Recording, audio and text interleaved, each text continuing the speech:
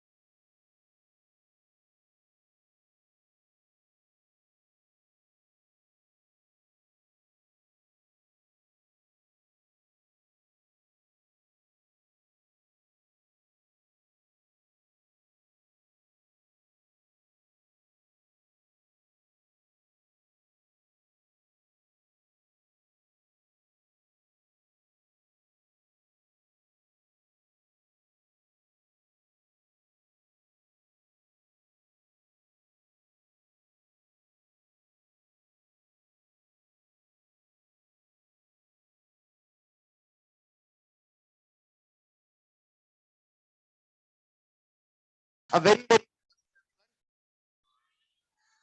और सबसे पहले आप सभी अपने शॉर्ट नोट दिखाएंगे जो आपको होमवर्क में दिया गया था। ऑनलाइन वाले बच्चे भी शॉर्ट नोट दिखाएंगे। सबको शॉर्ट नोट दिखाना है ताकि मैं चेक कर पाऊं ईमानदारी से पढ़ रहे कि नहीं पढ़ रहे। शॉर्ट नोट जल्दी जल्दी जल्दी हवा में लहरा के दिखाएंगे। अगर आपने बनाए हैं, कुछ बच्चों ने क्यों नहीं बनाए, मैं शुरू से लेकर आखिर तक आपसे दो चीजें डिमांड कर रहा हूं हमेशा की तरह, class and homework, class and homework.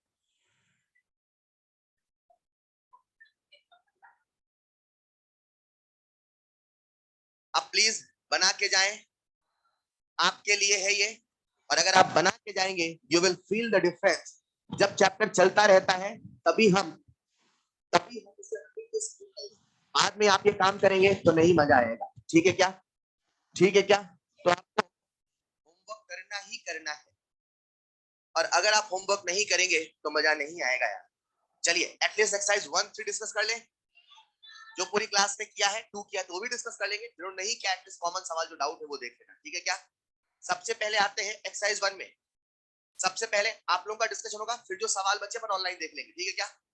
तो ऑनलाइन वाले जितने भी कॉमन डाउट है पहले वो देख लें, फिर बचता मैं आपसे पूछूंगा। फिर सबसे पहले आते हैं, बिगनर बॉक्स में आ जाए क्या? बिगनर बॉक्स 3 का आपका एक डाउट होगा, इलस्ट्रेशन बाद में लेते हैं। बिगनर बॉक्स 3 का सवाल नंबर 1 डाउट है। इतना घटिया सवाल है, आप चुल्लू पर पानी लेके बैठे 1 लीटर ऑफ 1 मोलर। क्या बोला मैंने?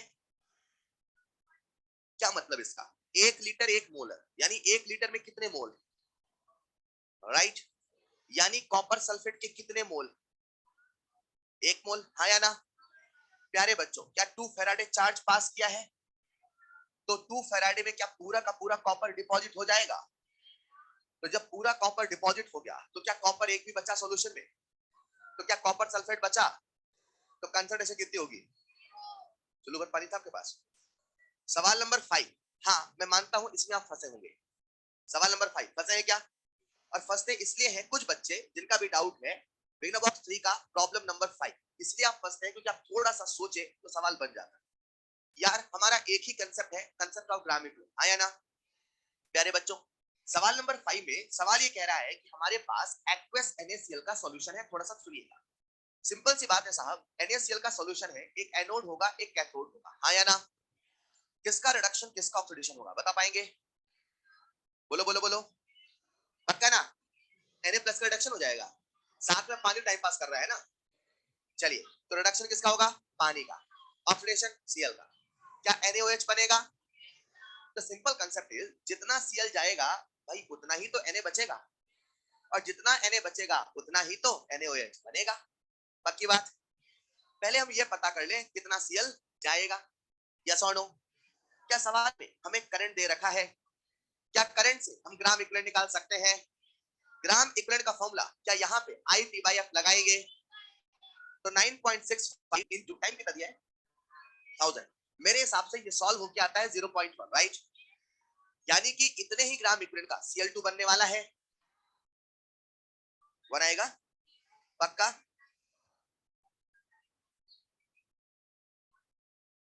चलो आप चेक करते रहना। खैर मेरे हिसाब से ये पॉइंट बनाएगा, चलेगा। अब इतने ही ग्राम इक्विवेलेंट का क्या Cl2 गैस बनने वाला है? अब Cl2 का वॉल्यूम निकाले तो मोल निकाले, क्योंकि हम जानना चाहते हैं NaOH कितना बना, यानी हम जानना चाहते हैं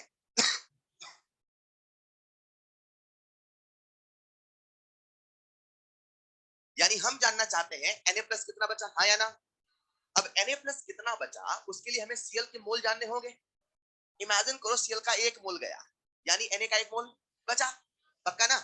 तो अब हम क्या करते हैं, Cl का निकालते हैं मोल। बट द प्रॉब्लम इज, आप जब Cl का मोल निकालोगे तो आपको जो एन फैक्टर बताया Cl2 का, याद आया? Cl का एन फैक्टर कितना है, 2।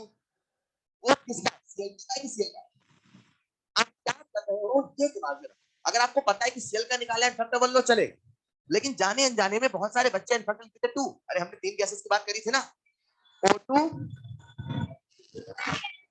O2 और Cl2, याद आया? H2 और Cl2 का एन फैक्टर क्या 2 था, मगर वो 2 कब था, जब Cl माइनस H प्लस से बना था। और अगर आपको याद हो तो O2 का एन फैक्टर 4 था, वो भी कैसे हमने बताया, आपको याद होना चाहिए, राइट। तो प्यारे बच्चों, जब आप यहाँ पे Cl2 गैस लिखते हैं, उसका मोल निकालते हैं, तो आप अगर एन फैक्टर 2 लिख देते हैं, तो जाने अनजाने में आपने Cl2 के मोल निकाले। किसके मोल निकाले? लेकिन आपको मोल Cl2 नहीं, किसके चाहिए, Cl के। तो जितने मोल Cl2 के आएंगे, जब उसका आधा कर देंगे तो क्या Cl का मोल मिल जाएगा। तो अभी फिलहाल मैं 2 लिख के यहाँ पे Cl2 के मोल निकाल लेता। तो बच्चों क्या ये 1/20 आएगा? तो बताओ Cl का मोल कितना होएगा, बोलो ना, सोचो सोचो सोचो, पक्का। ये जो मोल आए, ये किसके मोल आए, Cl2 के। अब खुद सोचो, जो Cl गया होगा, जो क्या उसका आधा होगा, तो Cl से Na प्लस से NaO मोल आएगा, फिर वहां से निकाल देना वेट, क्या निकाल देना, सॉल्व कर लोगे। बिगनर बॉक्स 3 का सवाल नंबर 5 बस इतना सोचना था, ठीक है क्या। या तो सीधे आप निकाल लें या तो फिर ऐसे करें। Is this clear? आते हैं बिगनर बॉक्स 3 के बाद एक्सरसाइज 1 पे जल्दी से। बिगनर बॉक्स 1 2 में कोई डाउट? 1 2 में एक्सरसाइज 1 में आते हैं। एक्सरसाइज 1 शायद 40 तक हो चुका है। एक्सरसाइज 1 40 तक हुआ है क्या, बोलो ना। नेक्स्ट क्वेश्चन नहीं हुआ, अप टू 29 मान के चले। 30 हाथ खड़े करना है, 30 31 32 33 34 35 36 37 38 39 40 41 42 43 44 45 46 47 48 49 50 40 बच्चे। सवाल नंबर 46, एक बच्चे ने मुझसे सवाल पूछा 46। सिंपल सा हिंट है, जिसका जो डाटा दिया वो रखो ना, जिसका प्रेशर दिया है प्रेशर लिखो, जिसका कंसंट्रेशन दिया है कंसंट्रेशन लिखो, सिंपल, ठीक है। 40 50 तक, हाँ बोलो बेटा।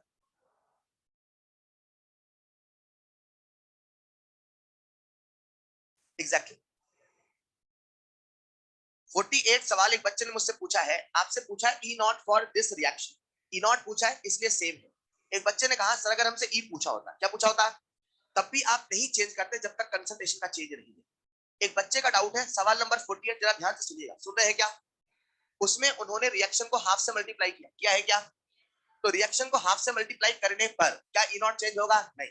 उस बच्चे का डाउट है सर अगर ई होता तो क्या वो चेंज होता, अगर सिंपल स्टोइचियोमेट्री से डिवाइड किया तो ई भी चेंज नहीं होता जब तक वो कंसंट्रेशन हमें लिख के ना देता वो आधा होता है, ठीक है क्या।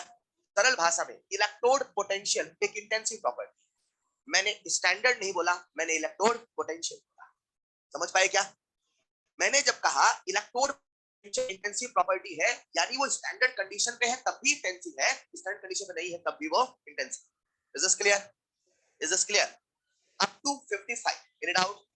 54 वाला डाउट बच्चे पूछते हैं, है क्या। यार अक्सर हर साल बच्चे पूछते हैं, पर मुझे उम्मीद है इस साल आपसे बनना चाहिए था यार। हालांकि ऐसे सवाल हमने क्लास में नहीं करे, लेकिन ये बन जाना चाहिए था, मुझे लग रहा था आपसे बन जाएगा। जिन बच्चों से नहीं बना उनके लिए सवाल नंबर 54 बहुत आसान है बेटा। हल्का सा आपको कंसेप्ट लगाना है ऑक्सीडेशन नंबर का। किसका लगाना है, क्योंकि सारा जो हमारा दिमाग लगता है ना वो लगता है फैक्टर, क्या लगता है, क्योंकि जब आप डेल्टा जी के सवाल करते हैं तो फ्रैंकली डेल्टा जी में आपको फैक्टर तो निकालना है। हम लोग डिस्कस कर रहे हैं प्रॉब्लम नंबर 54, OCl माइनस से Cl माइनस, क्या रिएक्शन दे रखी है। अगली है Cl माइनस से हाफ Cl2 चलेगा। और आपसे जो पूछा है बच्चों, शायद वो OCl माइनस से हाफ Cl2 पूछा है, हाँ या ना। अच्छा जब मैं कुछ बताता हूँ तो आप लोग कॉपी में लिखते हैं, प्रवचन सुनते रहते हैं, लिखते हैं, ठीक है। पहली वाली रिएक्शन का आप क्या मुझे फैक्टर बता सकते हैं, बता दे जरा, चलो मुझे चार्ज बता दो। O पे माइनस, Cl पे कितने का change, so what will be N1 2 confirm, बस यही तो डाउट आता है, और कहां डाउट? Cl माइनस से बना half Cl2, what will you then factor? कहां डाउट है मुझे बताएं। यहां पे कितना फैक्टर है? अगेन यहां पे कितना चार्ज था? +1 से 0, कितने का चेंज? 1। क्या हमें n1 n2 n3 नहीं पता है? क्या हमसे इस रिएक्शन के बारे में नहीं पूछा है? हाफ सेल का डाटा देके अगर कभी हाफ सेल पूछता है तो गो फॉर डेल्टा G3 इसको delta G1 plus delta G2 solve कर लेंगे क्या? तो सवाल में बस एन फैक्टर का खेल था, और रेडॉक्स पढ़ने के बाद सवाल बच्चों से बन जाते हैं। Well, up to 55, up to 61, 53। एक बच्चे ने मुझसे सवाल पूछा है 53 वाला। बेटा आपसे केसी दे रखा है और ई नॉट सेल पूछा, वो फॉर्मूला लगाओ ना। ई नॉट बराबर एंटी लॉग ऑफ, नहीं एंटी लॉग की जरूरत कहां पड़ेगी इसमें इतना? कौन सवाल था ये? नंबर बोलेंगे? 53। ऑलराइट, आपको केसी दे रखा है, ई नॉट सेल पूछा, क्या आप सबको एक फॉर्मूला याद आया? हमने जो फॉर्मूला डिराइव किया था वो डेल्टा जी से किया था, हाँ या ना? बच्चों फॉर्मूला क्या था बोल पाओगे? ई नॉट सेल बराबर, अभी हम टेम्परेचर नहीं बोला है तो क्या 0.06 ना मान ले? 0 टेम्परेचर बोल रखा क्या? 53 तो मान लेते ना वही वाला यार, चलेगा क्या? हाँ 2.303 आरटीए पर एनएफ था, पर अभी आप फिलहाल तो 0.06 मान लेना, चलेगा क्या? तो हो जाएगा 0.06 अपॉन एन, एन कितना है? 2, चलेगा, इनटू लॉग के, बस ई नॉट सेल दिया है, लॉग के दिया है, ई नॉट सेल पूछा, सॉल्व हो जाएगा। अच्छा अभी हो जाएगा। अब क्या दिक्कत है? लॉग के की वैल्यू कितनी है? 10 की पावर 12, तो कितना हो जाएगा? 12। अब क्या बचा? ऐसा थोड़ी कि हर सवाल में एंटीलॉग सोच रहा है, वो हमसे नहीं बनता, क्योंकि एंटीलॉग कभी कभी आता है। कितना भी आसान सवाल है ऐसा नहीं सोचना है, ठीक है क्या? ऑलराइट, 55 तक, 60 तक, 59। एक बच्चे ने मुझसे सवाल पूछा है, सवाल नंबर 59। अब ये जो सवाल है, आई एग्री आपको एंटीलॉग नहीं आता, जो हम हाइड्रिक सीखेंगे, पर दिमाग में आप ये क्यों बैठा लेते हैं चीजें आपको नहीं आती? आपको सब कुछ आता है यार, आप चीजों को लाइट वे में सोचना शुरू करें ना। अब इस वाले सवाल में 59 में मुझे पता है बच्चा इतना निकाल लेता है, लॉग के बराबर 15 पॉइंट समथिंग, इतना निकाला होगा। आई एग्री, आपको सोचना है भाई इसका एंटीलॉग कैसे। आपको मैंने ये भी तो कहा था, ये सोचो ना, किसका लॉग लेने पर, क्या बोला मैंने, हमें 15 पॉइंट समथिंग मिलेगा। अब उन्हीं 4 ऑप्शन में से देखो कहां पे 15 पॉइंट समथिंग आएगा, सोचो। सिंपल सी बात है, क्या a इंटू बी लॉग का फॉर्मूला होता है log a plus log B, तो जिसमें 10 की पावर 15 है उसमें झट से 15 आ जाएगा। आओ देखा ना ताओ, एक ही ऑप्शन था 15 वाला, हमने टिक करके आया ना। कहां आपको एंटीलॉग की जरूरत पड़ी? पर दिमाग में ये जो वहम है ना कि हमसे नहीं आता, यही नीट पे हमसे बहुत सारे सवाल भी नहीं करवाता। इसलिए कहा जाता है जब आप पेपर में जाए तो एक भी टॉपिक, एक भी चैप्टर ऐसा ना हो जिसे आप वीक है, वो वीक हो ना हो, सवाल दिया है फिर भी आपका दिमाग आपको ऐसा परमिशन नहीं देता कि आपसे वो बने। मेरी बात समझ पाए क्या? तो पहले, और दूसरी बात, कॉन्फिडेंस कहने से नहीं करने से आता है। तो आप सवाल लगाते रहेंगे ऑटोमेटिक आने लगेगा। अप टू 61, अप टू 65 बच्चों, अप टू 70, 66। एक बच्चे ने मुझसे सवाल पूछा है 66। आई एग्री 66 थोड़ा कैलकुलेशन, पर इतना भी नहीं है, आप भी तो 12 पास। सवाल नंबर 66 में इस बच्चे ने पूछा है, भाई अपने को तो एक ही कंसेप्ट आता है, कंसेप्ट ऑफ ग्राम इक्विवेलेंट आता है क्या? और ग्राम इक्विवेलेंट से कठिन सवाल हो जाता है, बस थोड़ा सा सोचने का नजरिया चाहिए बच्चों। 66 वाला जो सवाल है प्यारे बच्चों, क्या उसमें हमें चार्ज दे रखा है? हमने मन में तुरंत क्यू/एफ सोचा, तो ये क्या ग्राम इक्विवेलेंट है? And this gram equivalent will be equal to weight upon equivalent weight, yes और नो? सवाल से मतलब ही नहीं है क्या किया क्या पूछा, उसकी कहानी सुनने का टाइम नहीं है हमारे पास, आया ना? क्या हमने दोनों की इक्वेट करके सॉल्व कर लेंगे? चार्ज कितना दे रखा है? 10800, यस और नो? फैराडे को आपको पता है इक्वल टू वेट दे रखा है, पूछा है 2.977 एक मिनट। क्या atomic weight upon N factor होता है? सब कुछ पता है, बस हमसे एन फैक्टर पूछा, बोलो हाँ या ना। सॉल्व करेंगे क्या एन फैक्टर मिल जाएगा। Up to 68, up to 70, up to 75, up to 80, 79। Alright, exercise 3, 1 to 5। रेस का सवाल नंबर 4 अभी मत करना, वो 4 में बफर का कुछ सवाल है, रेस पे तो भी आपने पढ़ा नहीं है तो घबरा जाओगे, सब वहां लिख देना, आफ्टर आई लिख देना, ठीक है? मतलब अभी भी कुछ बता दो ट्रिक तो कर लोगे, पर आई की बात ही करना, ठीक है? Exercise 3, up to 5, up to 5, up to 10। एक बच्चे ने मुझसे सवाल पूछा 10। आपको पता है आप लोग अचीवर में ऐसी याद दिला रहा, आपको पता है कि वो लीस्ट चैटियर प्रिंसिपल कोई चीज थी? आई एग्री, हमने यहाँ पे डिस्कस नहीं किया, बट अब सवाल है, और आपको मैंने बीच बीच में कई बार ये कहने की कोशिश करी कि इलेक्ट्रो में सबसे ज्यादा हाइब्रिड सवाल बनते हैं। कैसे सवाल? और ये झलक है, इक्विलिब्रियम को मिला दिया, आयोनिक को मिला दिया, थर्मो को मिला दिया, ऐसा इलेक्ट्रो में बहुत होता है। और यही कारण है कि इलेक्ट्रो में कभी कभी बहुत प्यारे सवाल भी बन जाते हैं। तो ऐसा होता है भाई, इसका नेचर ऐसा, इसका हर जो कंसेप्ट है, राइट। अब ये जो सवाल है, मैं मानता हूं आपको नहीं पता इक्विलिब्रियम कहां शिफ्ट होगा।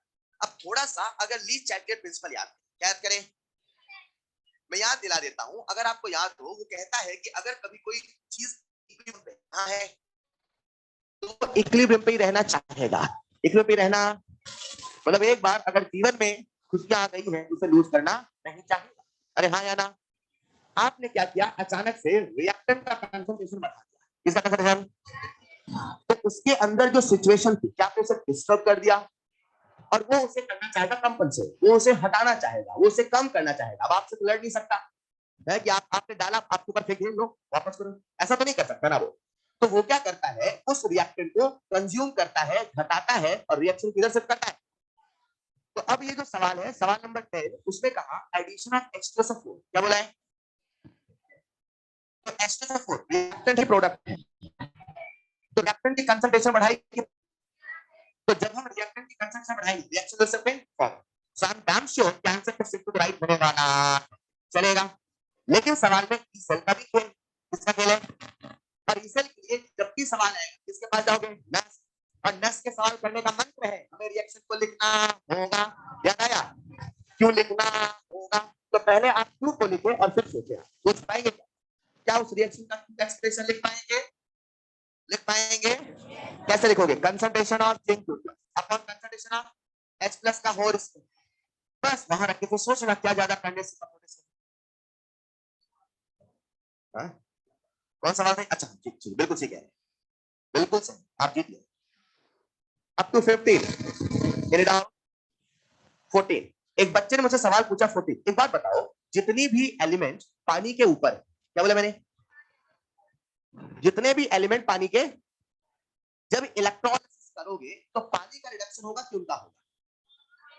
क्यों? क्योंकि पानी नीचे है, उसका ज्यादा है। तो आप और इनमें से पानी के ऊपर कौन है?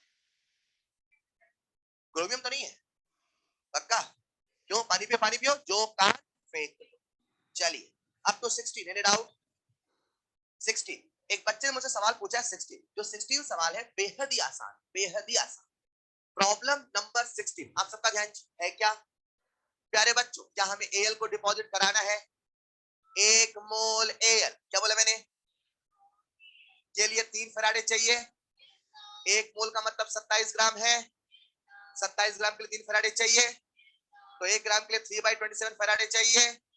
आपसे कितने ग्राम बोला है? 5.12 केजी, तो 5.12 इंटू 10³ ग्राम होगा। फराडे निकल के आ जाएगा कि नहीं आएगा? सॉल्व कर लोगे, फराडे से कूलम निकल जाएगा।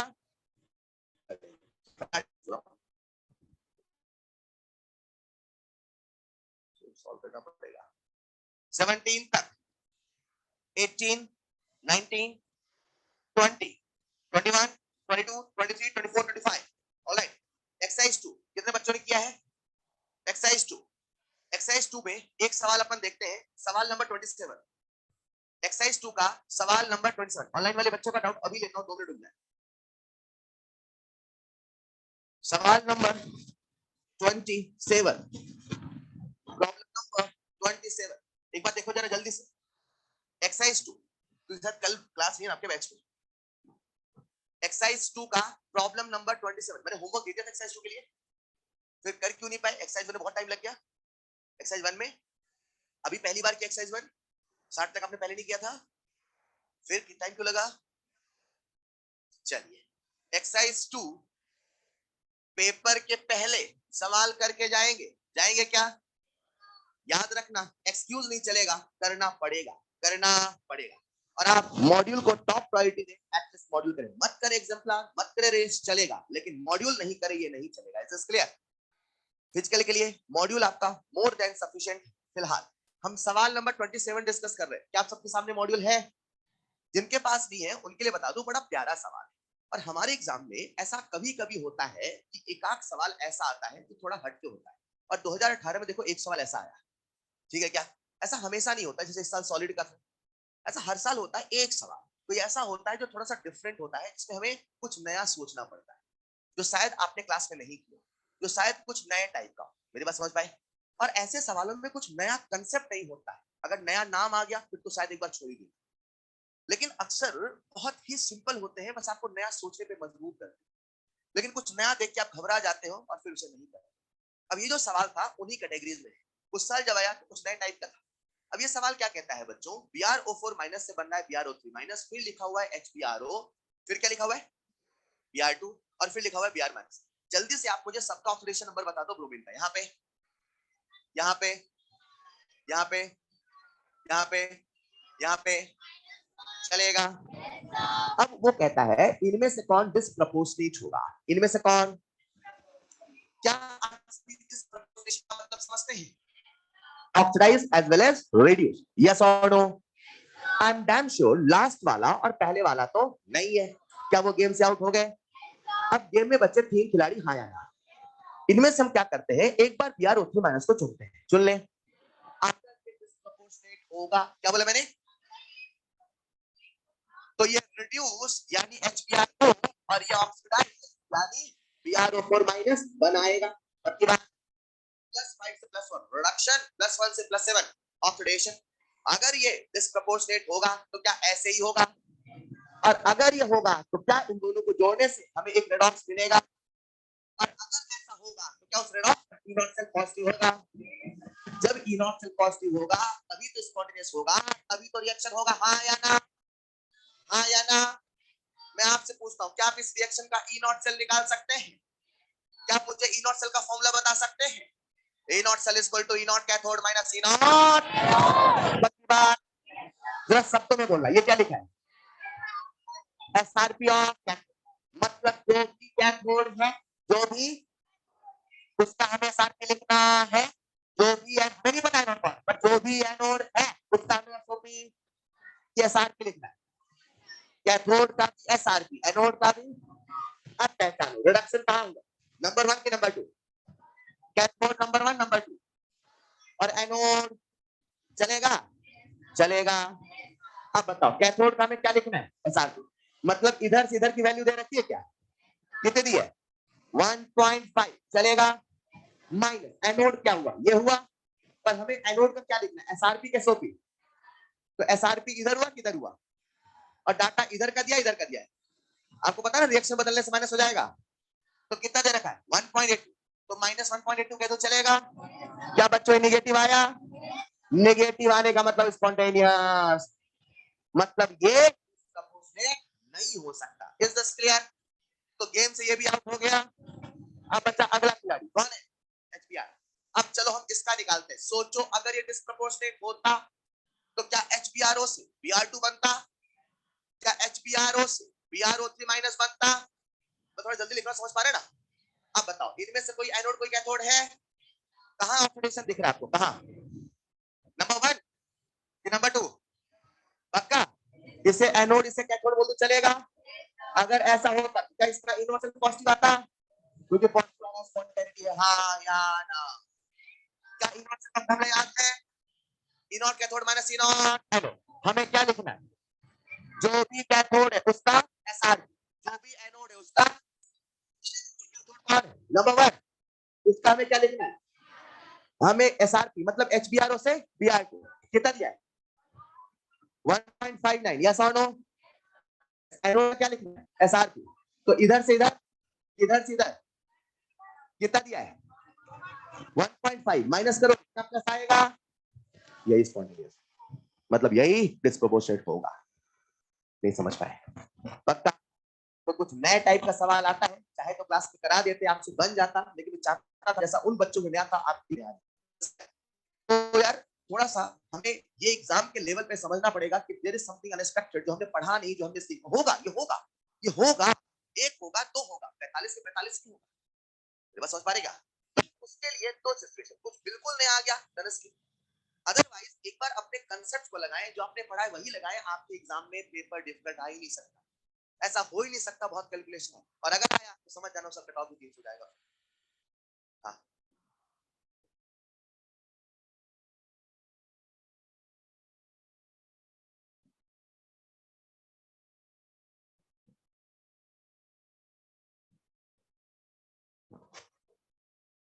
पहली बात तो ऐसा होता नहीं, फिर अगर होता तो आप जो सोच रहे हो बिल्कुल कम वाले को फिर अपन छोड़ के ऐसा कर देते, बिल्कुल सही कह रहे हैं, पर ऐसा होता नहीं, फिर वो गलत हो जाता है कि दोनों मोर देन करेक्ट आंसर होता, फिर अपन क्लेम करते 2000 से।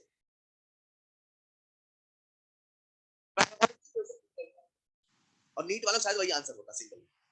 एक बच्चे का डाउट है, सुनिएगा सर, मान ऐसा हो कि हमारे पास दो ऑप्शन ऐसे होते हैं जिनका दो का पॉजिटिव आता है, जिनका, तो अब हम किसको कहते हैं, मोर पॉजिटिव वाले को मान लेते हैं, एक टिक करके चले आते हैं, बिल्कुल सही, ऐसा ही आप करके आते हैं, पर वो सवाल बाद में बोनस का।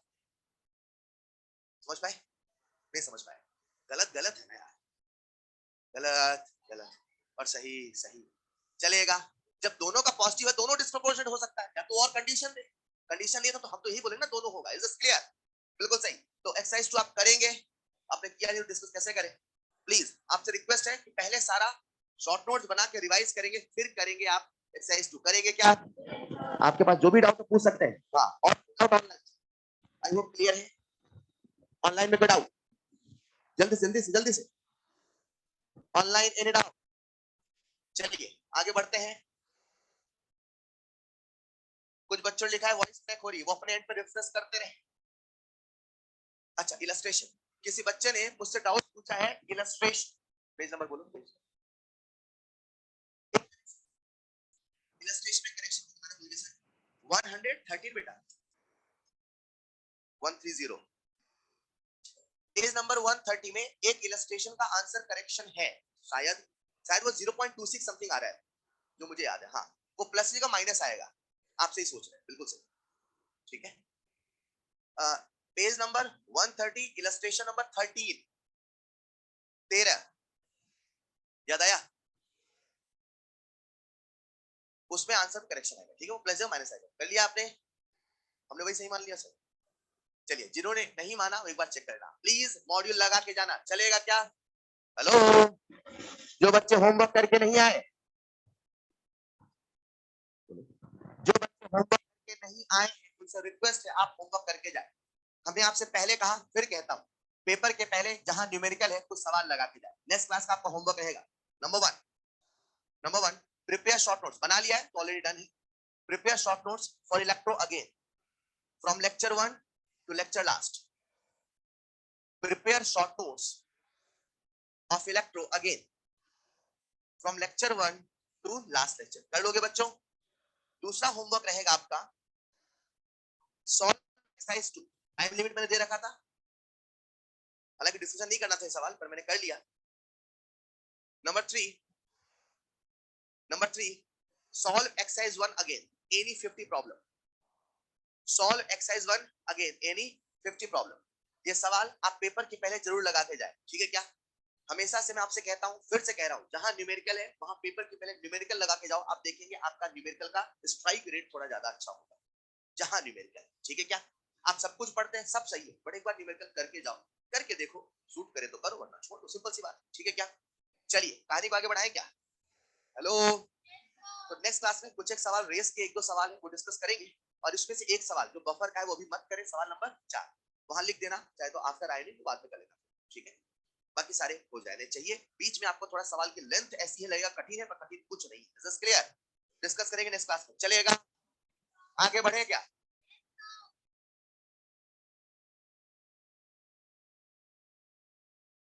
चलिए शुरू करें क्या? नए पेज में सुनहरे अक्षरों से हेडिंग डालेंगे, एक नए चैप्टर जिसका नाम है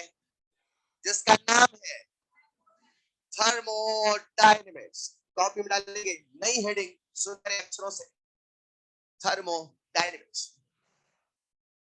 थर्मोडायनेमिक्स। और आप सबका मुझे पूरा ध्यान चाहिए, है क्या? आपके पेपर का सिलेबस टिल लास्ट लेक्चर, समझ पाए? ठीक है, अब है क्या, ये कहानी क्या है? बड़ा प्यारा चैप्टर है, बहुत इंटरेस्टिंग है, आप सबका ध्यान चाहिए, है क्या? अरे है क्या, थर्मोडायनेमिक्स एक ऐसा चैप्टर है जहां हमारी थॉट प्रोसेस थोड़ी गहरी चाहिए। हालांकि जब हम मॉड्यूल लेवल पे बात करते हैं तो सवाल बनने चाहिए, सारे सवाल आपसे बने। पहले तो गहरी सांस लो आप, गहरी सांस लो। सब थक जाते डिस्कशन की बात, डिस्कशन हो क्या गया, मतलब होमवर्क नहीं करके आए तो दीदी आ जाती है। तो थर्मोडायनेमिक्स बहुत ही प्यारा, बहुत इंटरेस्टिंग चैप्टर है, और अगर आप थर्मो के रियल लेवल पे जाना चाहते हैं थोड़ा सा इमेजिनेशन डेवलप करना होगा। सवाल करने की बात आती है, न्यूमेरिकल बहुत सिंपल है, वो सारे बन जाते हैं और हमेशा से अपना एक ही नियम है, हर सवाल पे टिक लगाना है, सॉल्व कर कर। कैसे करना है? सॉल्व कर करके चलेगा। पॉइंट नंबर 2 बच्चों, जब आप थर्मो पढ़े या कभी भी कोई चैप्टर पढ़े, तो जब नया चैप्टर शुरू होता है, शुरू में नए नए टर्म्स होते हैं, राइट? तो यहाँ पर भी नए नए टर्म्स तो है, तो हमें शुरू में वो शब्दों को सीखना है और शब्दों को सीखते सीखते हम कहानी को आगे बढ़ाएं। शुरू करें क्या? थर्मो अपने आप में इतना इंटरेस्टिंग, इतना शानदार चैप्टर है, उसके बारे में आपको एक इंटरेस्टिंग बात बताऊंगा, शायद मैंने कल बता भी दिया हो। तो थर्मो जो है वो मदर नहीं, वो ग्रैंड मदर है। कौन है वो? ग्रैंड। और आप थर्मो को पढ़ रहे हैं, मतलब आप कितनी वास्ट चीज को पढ़ रहे हैं, जस्ट इमेजिन, जस्ट इमेजिन। तो उसका जो लेवल है वो कहां तक जा सकता है, जस्ट इमेजिन। लेकिन ऑफ कोर्स हम अपने सिलेबस में कन्फाइंड होकर पढ़ाई करते हैं, हाँ या ना? तो बच्चों, हम लोग जब थर्मोडायनेमिक्स पढ़ते हैं तो कहीं ना कहीं हम लोग थर्मोडायनेमिक्स नहीं, हम लोग पढ़ते हैं केमिकल थर्मोडायनेमिक्स। क्या पढ़ते हैं? थर्मोडायनेमिक्स की एक सबसे इंटरेस्टिंग बात यह है, उसने दुनिया को एक ही नजर, एक ही नजरिए से देखा, और वो नजरिया था एनर्जी। किसका था? कुछ भी चीज होना है उसकी वजह है एनर्जी, कुछ नहीं होना है उसकी वजह है एनर्जी। बच्चों को क्यों नींद आती है? एनर्जी। क्यों पढ़ाई होती है? एनर्जी। नीट कब होगा? एनर्जी। सिलेक्शन होगा नहीं होगा? एनर्जी।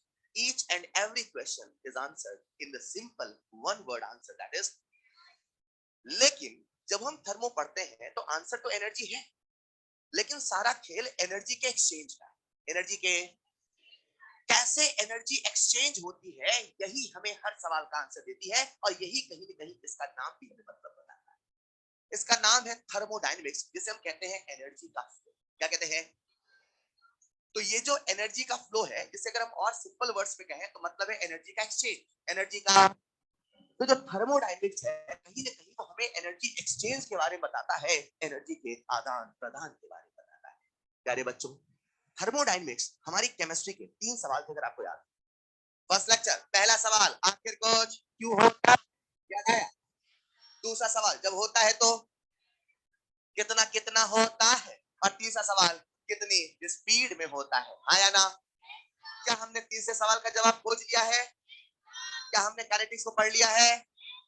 थर्मोडायनेमिक्स ने हमें उस पहले सवाल का जवाब दिया जो हमें सिखाता है आखिर कुछ क्यों होता है, जिसे हम कहते हैं स्पॉन्टेनिटी। और आप देखेंगे, हम भी इसी सवाल की खोज में चलेंगे, हम ये सवाल लेके चलेंगे आखिर कुछ क्यों होता है, जिससे हमें जवाब मिल जाएगा कुछ क्यों होता है, चैप्टर खत्म हो जाएगा। तो ये इस चैप्टर में सीखना है, आखिर कुछ क्यों। Is this clear? तो थर्मोडायनेमिक्स ने हमें उस पहले सवाल का जवाब दिया जो हमें सिखाता है what is the reason behind spontaneity of any process. क्यों नींद अपने आप आती है, क्यों, क्यों पढ़ाई अपने आप नहीं होती है, क्यों, क्या वजह?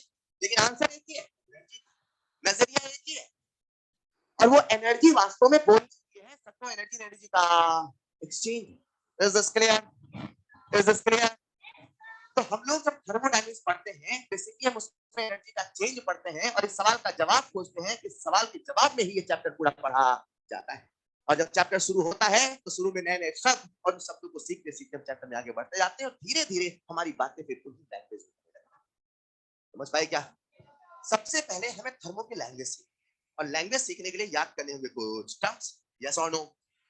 कुछ टर्म्स कुछ बच्चों के मन में एक मिसकंसेप्शन के जैसे हैं, तो उनको अपन खत्म करते करते कहानी को आगे बढ़ाएंगे। जैसे तो आप देखिएगा, फर्स्ट पॉइंट, एक मिनट, आपको पता है थर्मो यहाँ पे भी है, थर्मो फिजिक्स पे भी है। तो थर्मो किसकी ब्रांच बोले, केमिस्ट्री की, फिजिक्स की? तो दोनों को तो क्या बोलते हैं? साइंस।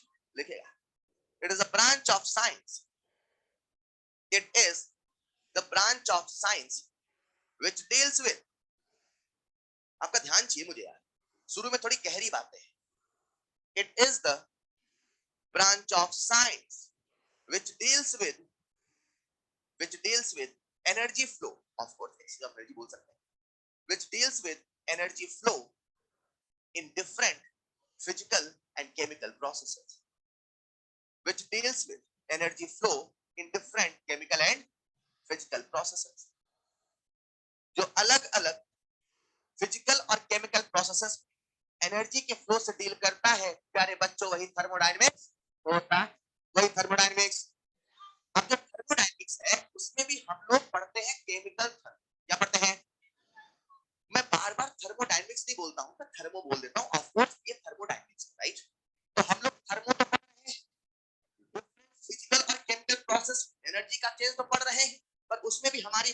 खत्म होने वाली है केमिकल रिएक्शंस। यानी हम थर्मो पढ़ रहे हैं, उसमें भी क्या पढ़ रहे हैं, क्या पढ़ रहे हैं। अब इसे भी पढ़ते हैं तो उसके कुछ प्लस पॉइंट होते हैं, उसके कुछ माइनस पॉइंट होते हैं। बोलो हाँ यार। तो हम जिसे पढ़ने वाले हैं एक बार थोड़ा सा उसको देख ले भाई, वो क्या क्या कमाल दिखाता है, वो क्या क्या कमाल नहीं दिखा पाता है। यस और नो। तो इसे हम प्लस पॉइंट्स और माइनस पॉइंट्स के रूप में पढ़ते हैं। ये क्या लिखा है, एनोड और कैथोड। प्लस पॉइंट, किसके प्लस पॉइंट, थर्मो। हालांकि थर्मो के माइनस पॉइंट है ही नहीं, थर्मो की कमियां है ही नहीं। जिसने दुनिया को बनाया उसमें कमियां कहां से, थर्मो दुनिया को बनाया, एनर्जी। अरे हाँ या ना, मैं हर कड़कड़ में व्याप्त। तो जिसने नहीं समझ पाया, जिसने दुनिया को बनाया उसमें कमियां कहां है। लेकिन वो एक वर्ड होता है क्रिटिक्स, जिसे कहते हैं आलोचक, समझ रहे क्या, उनसे बिना कमी ढूंढे रहा नहीं जाता। तो वो हर अच्छी चीज में कहीं ना कहीं कमी ढूंढ लेते। तो उन्होंने थर्मो भी कमियां ढूंढी। वो कमियां शायद कमियां नहीं है, पर उनके लिए कमियां थी। क्या है, अगर मैं बात करूं थर्मो के प्लस पॉइंट्स क्या है, तो उसका सबसे पहला प्लस पॉइंट ये है बच्चों, उसने हमें स्पॉन्टेनिटी को देखना, पढ़ना, लिखना सिखाया। ये मामूली बात है क्या। इमेजिन करो आपको जवाब मिल जाए एग्जाम कब होगा, इमेजिन करो आपको जवाब मिल जाए बच्चे इतना क्यों पढ़ते हैं, इस क्लास के बच्चे इतना क्यों पढ़ते हैं। Be positive. अगर हमें जवाब मिल जाए इस क्लास के बच्चे इतना क्यों पढ़ते हैं, और एक सरल सी भाषा में, द सिंपल आंसर एनर्जी। ये अपने आप में नया नहीं यार। आई एम नॉट सेइंग कि दुनिया में हर चीज की वजह एक, पेन क्यों गिरता है, ग्रेविटी इज द आंसर, पर इसका नजरिया किसका होने वाला है, एनर्जी। पेन क्यों गिरता है, ये उसी चीज को समझाएगा, लेकिन समझाने का तरीका क्या है, एनर्जी। ग्रेविटी से कुछ और बोल देंगे, यहाँ से कुछ, समझ पा रहे क्या। तो इसने हमें सबसे पहले स्पॉन्टेनिटी को बताया। किसको बताया, ये क्या लिखा है, मैंने पूरा नहीं लिखा ऐसे, चलिए ठीक है। तो ये हमें बताता है स्पॉन्टेनिटी, क्या बताता है। इसी के साथ थर्मो का सबसे बड़ा कमाल आया, इसमें हम थर्मो के लॉज सीखते हैं। क्या सीखते हैं, और थर्मो के लॉज इतने नायाब है बच्चों कि इनके लॉज के लिए कोई मैथमेटिकल प्रूफ की आवश्यकता नहीं। आपको मैं फैराडे का लॉ पढ़ा रहा था, याद है, तो मैंने वो W बराबर जेड क्यू का फॉर्मूला बताया, और उसका एक प्रॉपर प्रूफ था, हाँ या ना। इनके लॉज को प्रूफ की आवश्यकता नहीं, इनके लॉज फील से चलते हैं। कैसे चलते हैं, आपको बहती हुई हवा को फील करना है, मैं कहूं बहती हवा का आपको फील करना पड़ेगा। जब ये फील करेंगे तभी उसके लॉज को समझ पाएंगे। Is this clear. तो थर्मो के जो लॉज हैं, इनका इंटरेस्टिंग पॉइंट है, यू हैव टू फील, और फील करने से ही इसमें मजा आता है। ऑन पेपर लिखो तो मजा नहीं है। तो थर्मो ने हमें लॉज सिखाए, थर्मो ने हमें स्पॉन्टेनिटी सिखाया, ऑफ कोर्स कहीं ना कहीं उसने हमें दुनिया को देखने का एक नजरिया, एनर्जी चेंज सिखाया, हाँ या ना। लोगों ने कहा थर्मो ने बहुत सिखाया, क्या कहा लोगों ने, थर्मो ने बहुत बताया, लेकिन उसने किसी रिएक्शन का रेट ना बताया, उसने किसी रिएक्शन का। तो हमने कहा काइनेटिक्स क्या कर रहा था, ये क्यों देखते हो उसने क्या नहीं बताया, ये क्यों नहीं देखते उसने क्या बताया। अरे हाँ या ना। तो ये वो लोग थे जिनका नाम था आलोचक। क्या नाम था, उनसे रहा नहीं गया, सब चाहते थे यही बता दो, वो चाहते थे पूरे सिलेबस में एक ही चैप्टर। समझ पाए क्या। तो ये कौन थे, आलोचक। तो इन्होंने कहा थर्मो सब बताता है लेकिन रेट नहीं बताता। थर्मो की जो सबसे बड़ी कमी मानी जाती है, शायद कमी नहीं है, वो क्या है, जब आप थर्मो आगे पढ़ेंगे आप देखेंगे कि थर्मो की जो बातें हैं बच्चों, थर्मो के जो लॉज है, थर्मो की जो कंसेप्ट है, वो मैक्रोस्कोपिक चीजों पे तो अप्लाई होती हैं, लेकिन माइक्रो पे अप्लाई। मैंने क्या कहा, इसे ऐसे समझते हैं। इमेजिन करते हैं हमारे सामने ये कंटेनर, क्या है बच्चे, इसमें भरा है पानी, क्या भरा है, हमें समझना है, राइट। कोई भी सवाल मन में सोचो, थर्मो के पास हर सवाल का जवाब है, हर सवाल और आंसर एक है। तो आपके मन में जो सवाल है, सवाल का जो मन में सवाल है, जैसे अभी फिलहाल सवाल है पानी कब उबलेगा, उबलेगा नहीं उबलेगा, क्यों उबलेगा, कैसे बोलते हैं, जो भी सवाल। तो उन्होंने कहा कि लेट्स इमेजिन हमें पानी का उबलना समझना है, राइट। तो पानी कब उबलेगा, इसके लिए आप जब एनर्जी देखोगे तो पूरे के पूरे पानी की एनर्जी देखोगे, एक एक मॉलिक्यूल की एनर्जी देख के आप एक एक मॉलिक्यूल को नहीं पढ़ सकते, आप माइक्रो लेवल पे बातें नहीं कर सकते। When you talk thermo you talk macro. Is this clear. आप इसे उसकी लिमिटेशन कह दे या उसका अंदाज कह दे, यही थर्मो है जो माइक्रो पे बात नहीं करता, मैक्रो पे बात करता है। हाँ ये बात अलग है, माइक्रो से ही मैक्रो बनता है। और बिना बात किए मैक्रो की बात कर देता है, ये लिमिटेशन है क्या। पर वो आलोचक थे, कौन थे, उन्हें तो कमी ढूंढनी थी। Is this clear. तो अपन लिखिएगा नेक्स्ट पॉइंट, नेक्स्ट पॉइंट पहले ऐसे लिख लो, एनर्जी फ्लो केमिकल थर्मो, फिर प्लस पॉइंट माइनस पॉइंट, जैसे बोलो वैसे लिख लो। मैंने कुछ ज्यादा शॉर्ट लिखा है, थोड़ा सा एक लाइन लिख ली। तो जो थर्मोडायनेमिक्स है कहीं ना कहीं फ्लो ऑफ एनर्जी है, बहती हुई ऊर्जा है, बहती हवा सा था वो। तो थर्मो आएगा और बहती हुई हवा सा चला जाएगा, यही थर्मो है, फील करने से ही आएगा। तो थर्मो में भी हम लोग पढ़ रहे हैं केमिकल थर्मो, क्या पढ़ रहे हैं, तो लिख लेंगे थोड़ा सा, और इधर लिखना प्लस पॉइंट, इधर लिखना माइनस पॉइंट। ये एनोड कैथोड नहीं है, जिन बच्चों को लगे अप्रैल में भूल जाएंगे वो लिख देना plus point minus point. Plus point लिखना नंबर 1 स्पॉन्टेनिटी, ये हमें स्पॉन्टेनिटी बताता है, लॉ ऑफ थर्मो, थर्मो बताता है, वो हम सीखेंगे of course. And number 3 energy change, जो हमने सबसे शुरू में कहा एनर्जी चेंज। लेकिन जो मुझे बताना था वो ये क्या नहीं बता, और वो इसलिए मैंने बताया, जब मैं आगे चल के आपको सवाल दूंगा बच्चों, आप देखना ऐसा आपको लगेगा, वो मन करेगा बता दो, मैं डेल्टा जी दूंगा, एंट्रोपी दूंगा, बेटा बताओ कौन स्पीड तेज, सर ये वाली तेज, वो गलत, thermo can not predict rate of reaction. ऐसा होगा, देखना आपके साथ, आप करो, मेरे बोलने के बाद भी आप करो, मजबूर होगा नहीं, अरे बोल दे आंसर ये, पर याद रखना we can not predict rate with the help of thermo. Is this clear? तो माइनस लिखना फर्स्ट पर, we can not predict rate of reaction, हम रेट नहीं बता सकते है, ठीक है, थर्मो से नहीं बता सकते, जिससे बताते उससे पढ़े। We can not predict rate, चलेगा बच्चों। Next point, applicable for macroscopic properties, applicable for macroscopic properties, applicable for macroscopic properties, we cannot apply concepts for macroscopic properties, हम माइक्रो के लिए इसके कंसेप्ट नहीं लगा सकते, कहां लगाएंगे, ये बात अलग है, माइक्रो से ही मैक्रो बनता है, ये मैक्रो की तो बातें करता है पर माइक्रो की बातें कहता है, हम छोटों की बातें नहीं करते। क्या कहता है थर्मो, हम थर्मो छोटों की बातें, इतना बड़ा है छोटी छोटी बातें कैसे करेगा, अरे ग्रैंड मदर है ना यार, अरे हाँ या ना, तो जो ये थर्मो है ये छोटी बातें नहीं करता। Is this clear? ठीक है, बहुत बड़ी बड़ी बातें तो करता है पर करता कैसे है, अरे हाँ या ना। थर्मो ने कहा आप पहले सोचो दुनिया क्या है, क्या बोला थर्मो ने, मैंने कहा यूनिवर्स, आपसे क्या बोला, थोड़ा चले घूमने फिरने चले, चलते यूनिवर्स, क्या बोला मैंने, यूनिवर्स जब मैंने बोला तो आपके मन में क्या आया, आकाश गंगा के सर करके आ गए, गैलेक्सी 3-4 तो पार हो गए होंगे, अरे विचार है कहीं भी दौड़ जाए, हाँ या ना। अब लौट के आ जाओ, थर्मो कहता है यूनिवर्स वो नहीं जिसे आप सोचते हैं, क्या कहता है थर्मो, पहले आप समझे यूनिवर्स है क्या। थर्मो कहता है यूनिवर्स इतना बड़ा नहीं जितना आप सोचते हैं, यूनिवर्स बहुत छोटा है। अच्छा, बोले यूनिवर्स में दो ही चीजें हैं, एक है सिस्टम, दूसरा है सराउंडिंग, दूसरा है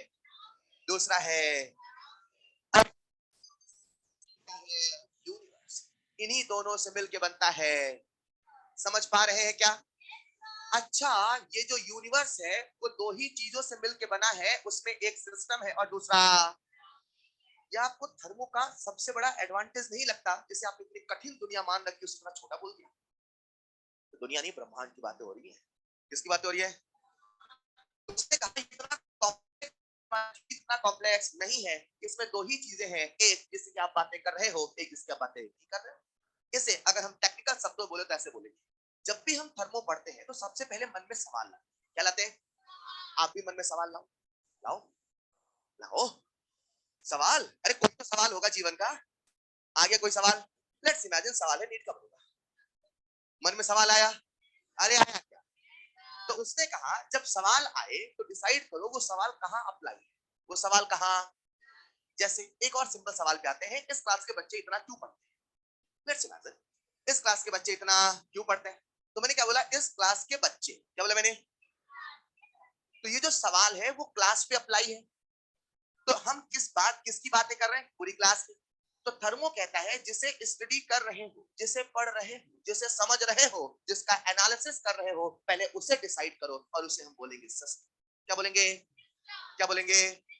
और वैसे भी ये वर्ड हमने कई दफा कई और जगह भी तो बोला है, हाँ या ना, सरल भाषा में अगर मैं कहूं बच्चों, कोई मुझसे कहे सिस्टम क्या है, तो मैं कहूंगा that part of the universe which is under analysis, which is under observation, which is under investigation, उसे हम क्या बोलेंगे? क्या बोलेंगे? अब सिस्टम को छोड़ के बाकी सब कुछ, सिस्टम को छोड़ के बाकी सब कुछ, तो सराउंडिंग को अगर हमें शब्दों के बंधन में बांधना है तो मैं कैसे बांधूं? Rest everything other than system will be surrounding. बाकी बात, लेट्स इमेजिन आपकी जो क्लास है वो सिस्टम है। क्या है वो? क्यों सिस्टम है? हमारे मन में सवाल है क्या कि हम इतना क्यों पढ़ते? कोई बच्चा, हम इतना क्यों पढ़ते? इस क्लास के बच्चे इतना क्यों पढ़ते? अरे हाँ या ना?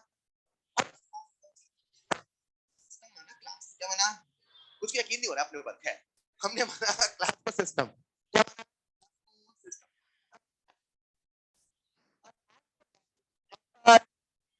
इस क्लास को छोड़ के बाकी सब कुछ, तो बगल वाली क्लास, बगल वाली क्लास, संज्ञान, जवाहर नगर, न्यूयॉर्क।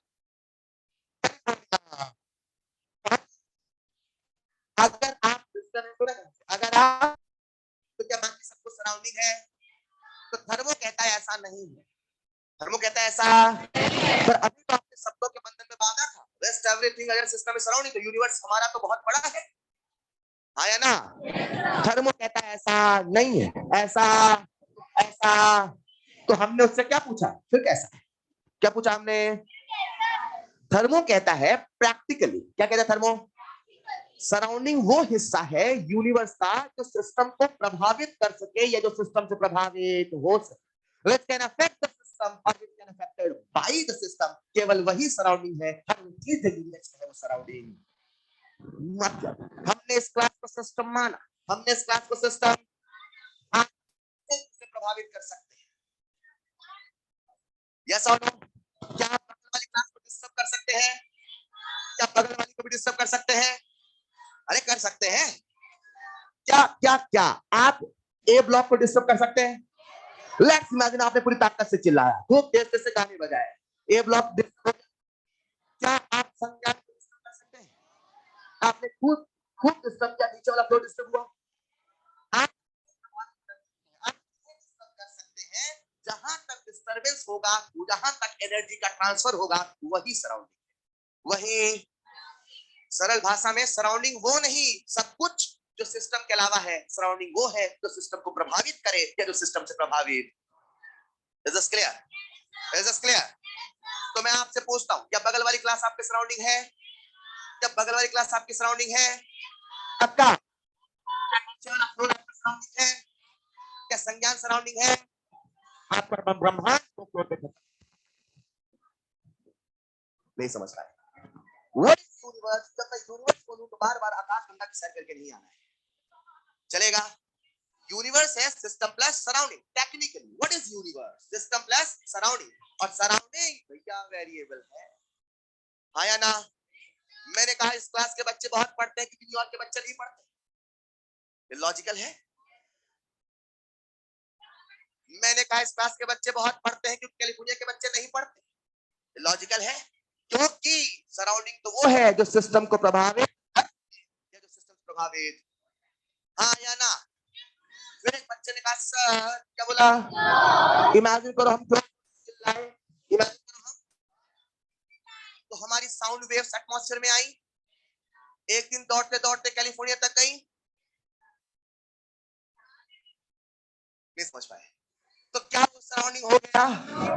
अरे बोलो ना आप, क्या वो सराउंडिंग हो गया? कैसी बात? ऐसा the thing is जैसा सवाल होता है वैसा सराउंडिंग भी डिसाइड होता है। अगर हमने सवाल, इस क्लास के बच्चे इतना क्यों पढ़ते हैं, ध्यान सुनना, इस क्लास के बच्चे इतना, लेकिन इमेजिन करो हमारा सवाल आपका नहीं, उन ऑनलाइन वाले बच्चों का है। किन बच्चों का है? और वो जो ऑनलाइन वाले बच्चे हैं, हमने सोचा कि आखिर वो बच्चे इतना क्यों पढ़ते हैं, तो उनकी जो पढ़ाई है क्या वो अब ऑनलाइन पे डिपेंड कर रही है? और ऑनलाइन में क्या इंटरनेट है? और क्या इंटरनेट सैटेलाइट कहीं से आ रहा है?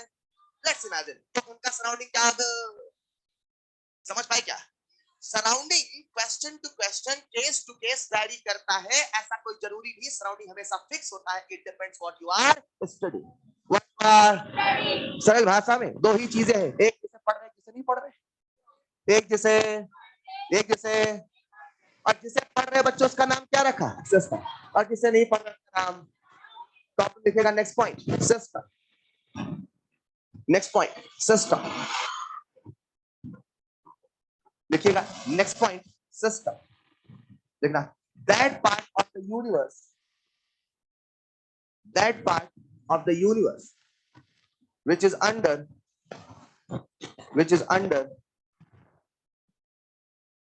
analysis,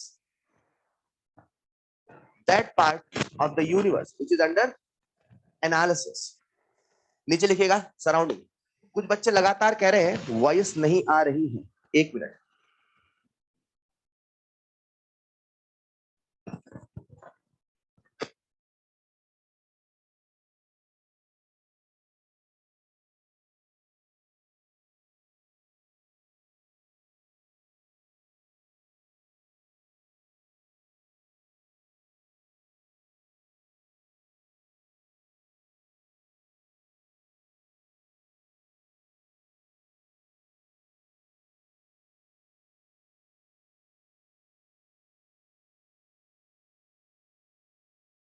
चेक करें, हाँ, तो सिस्टम है that part of the universe which is under analysis और ऑब्जर्वेशन और इन्वेस्टिगेशन,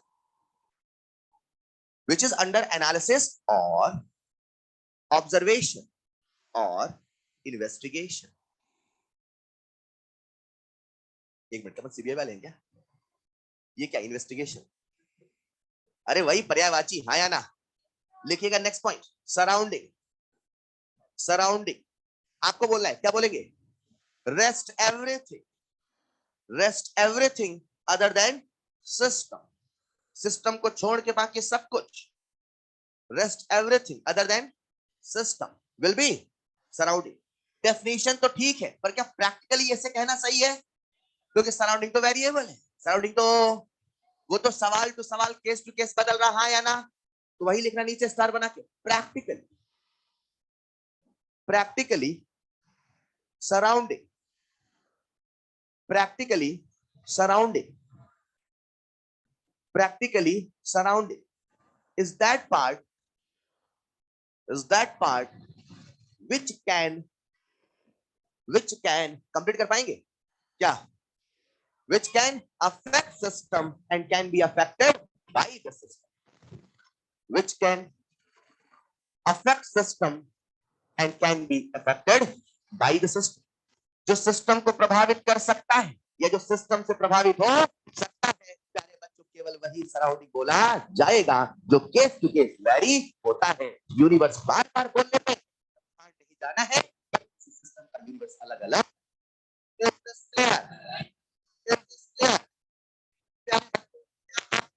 नजर आ रहा है क्या? ये साफ नजर आ रहा है क्या? दोनों को मिलने वाला यूनिवर्स नजर आ रहा है? ये छोटा है बड़ा, ये छोटा है तो बड़ा, अरे हाँ या ना? क्या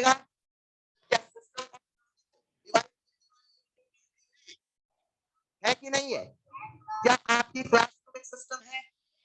क्या इस सिस्टम को बगल वाली क्लास से कोई एक ऐसी चीजें डिवाइड कर रही, वो क्या है? क्या सिस्टम हमेशा डिवाइड करने वाली एक बाउंड्री होगी?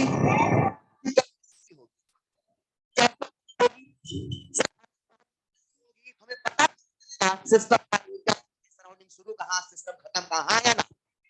ऐसा लग रहा है सिस्टम होगा दोनों को करने वाला, दोनों वाला। क्या आपका क्लास हमने सिस्टम माना है? क्या ये दीवार हमारी बाउंड्री है?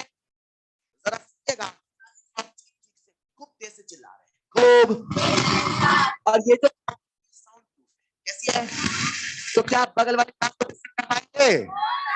सिस्टम सराउंडिंग को कैसे डिस्टर्ब करता है, सराउंडिंग सिस्टम कैसे एनर्जी देता है, इस बात पर डिपेंड करता है कि बाउंड्री कैसा, हाँ या ना? बाउंड्री को समझना इंपॉर्टेंट है कि नहीं है? क्यों? क्योंकि वही तो वो दरवाजा दरवाजा है जहां से एनर्जी का चेंज होने, और एनर्जी का चेंज कैसे होगा ये बाउंड्री ही तो डिसाइड करने वाला है। इमेजिन करो ये जो दीवारें हैं ये गुब्बारे की जैसी होती, कैसी होती, और आपको बगल वाली क्लास को डिस्टर्ब करना, आप यहाँ से पिन चुभा देते तो क्या वहां तहलका मच जाता? अरे बोलो ना। इमेजिन करो ये दीवारें कैसी है,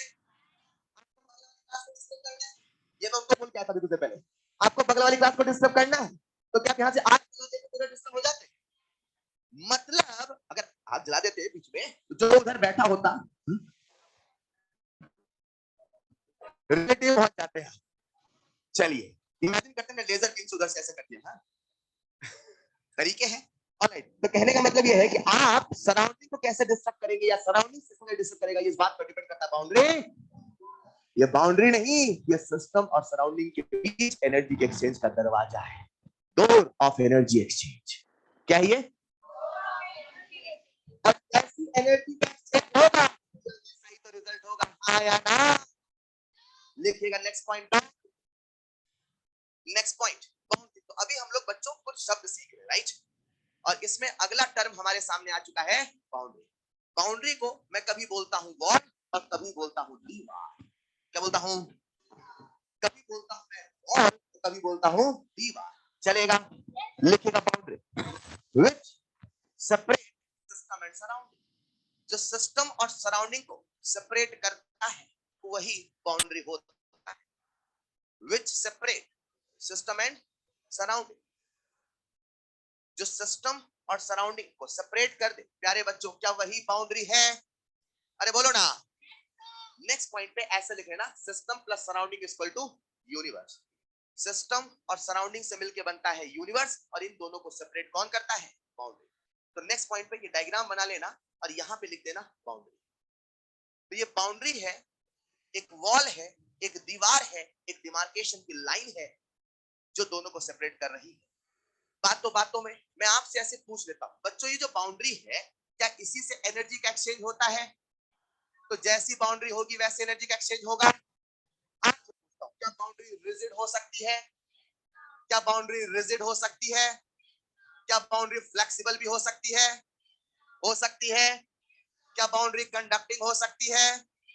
क्या बाउंड्री नॉन कंडक्टिंग हो सकती है?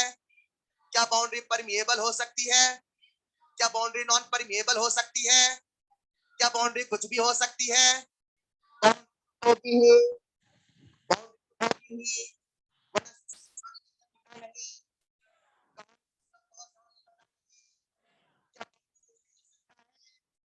क्या बाउंड्री रियल में हो सकता है? और रियल में मन की जरूर होता है, लेकिन बाउंड्री बिना बाउंड्री के सिस्टम सराउंडिंग में अंतर है क्या? क्या बाउंड्री से हो सकता है? क्या फ्लेक्सिबल गुब्बारा हो सकता है? लोहे की दीवार इंसुलेटर हो सकता है? अरे बोलो ना। यह बात शब्द है जिसे हम लोग कहते हैं डायथर्मिक। क्या बोलते हैं? तो कहा जाता है कि क्या वो डायथर्मिक हो सकता है? हाँ। क्या वो इंसुलेटेड हो सकता है? हाँ। तो बाउंड्री भी हो सकता है, और जैसा बाउंड्री होगा वैसा एनर्जी का एक्सचेंज।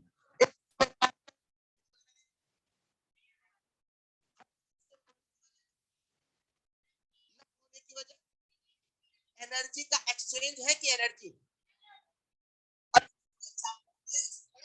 में इस पूरी दुनिया में एनर्जी के एक्सचेंज के तीन ही रास्ते हैं, केवल तीन रास्ते। हर चीज की वजह है एनर्जी, एनर्जी का एक्सचेंज, और केवल या तो वो मैटर है या तो वो या है या अर्थ है, चौथा कोई रास्ता नहीं है जिससे आप एनर्जी दो। एनर्जी देना है या एनर्जी लेना है, इन्हीं तीन रास्ते, चौथा कोई रास्ता। मैं क्या कह रहा हूं समझ पा रहे हैं? इमेजिन करें हमें सराउंडिंग एनर्जी देना है, सराउंडिंग एनर्जी, या तो हम मैटर ट्रांसफर कर दें। एक मिनट, क्या मैटर खुद एनर्जी है? E बराबर mc स्क्वायर साक्षात सबूत है। क्या बोला मैंने? याद आया? क्या मैटर खुद एनर्जी का एक रूप है? तो जहां मैटर वहां एनर्जी, तो हीट लेके भी एनर्जी ले सकते हो। जब भी हम बोलेंगे वर्क, क्या बोलेंगे?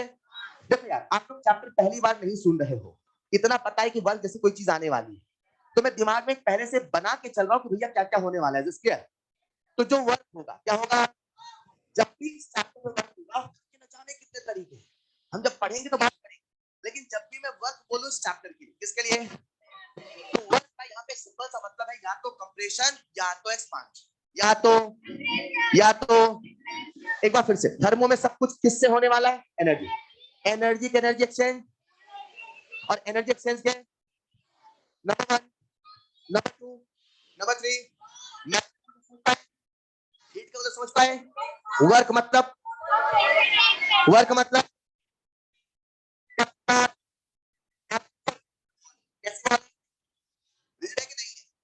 सोच लो, कैसे कंप्रेस कर सकते हो, कैसे एक्सपांड कर सकते हो, तब वर्क करके एनर्जी ट्रांसफर कर सकते हो, हल्का सा फील करा रहा हूं, तू समझ में आएगा, मतलब क्या पढ़ रहा है, सिस्टम पे बात करी, सराउंडिंग बात करी, बाउंड्री बात करी,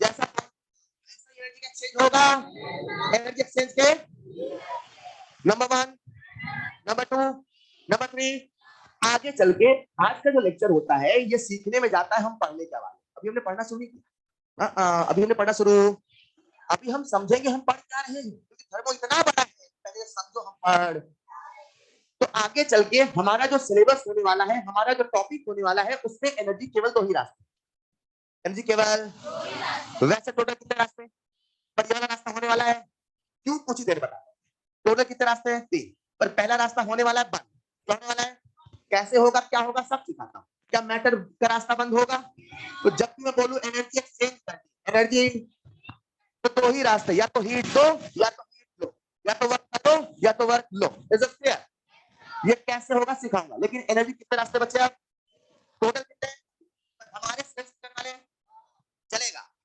अरे चलेगा, एक बार फिर से हम क्या पढ़ रहे हैं, उसमें भी केमिकल थर्मोडायनेमिक्स, उसमें भी हमने अभी तक कितने सब जाने, 3, नंबर 1, नंबर 2, नंबर 3, क्या बाउंड्री कुछ भी हो सकता है, चाहे सच में चाहे काल्पनिक हो सकता है, बाउंड्री तो है जो एनर्जी का एक्सचेंज डिसाइड, एनर्जी कितने रास्ते हैं, आगे चल के या तो हीट, बोलूंगा वर्क, क्या सोचो, ये क्या कर रहा हूं, चलेगा, नेक्स्ट पॉइंट ऐसे लिखना, बाउंड्री कैन बी, जैसे बोलूं वैसे लिखना, boundary can be, boundary can be, boundary can be, ऐसे लिखना, rigid, flexible, conducting, non conducting, so on,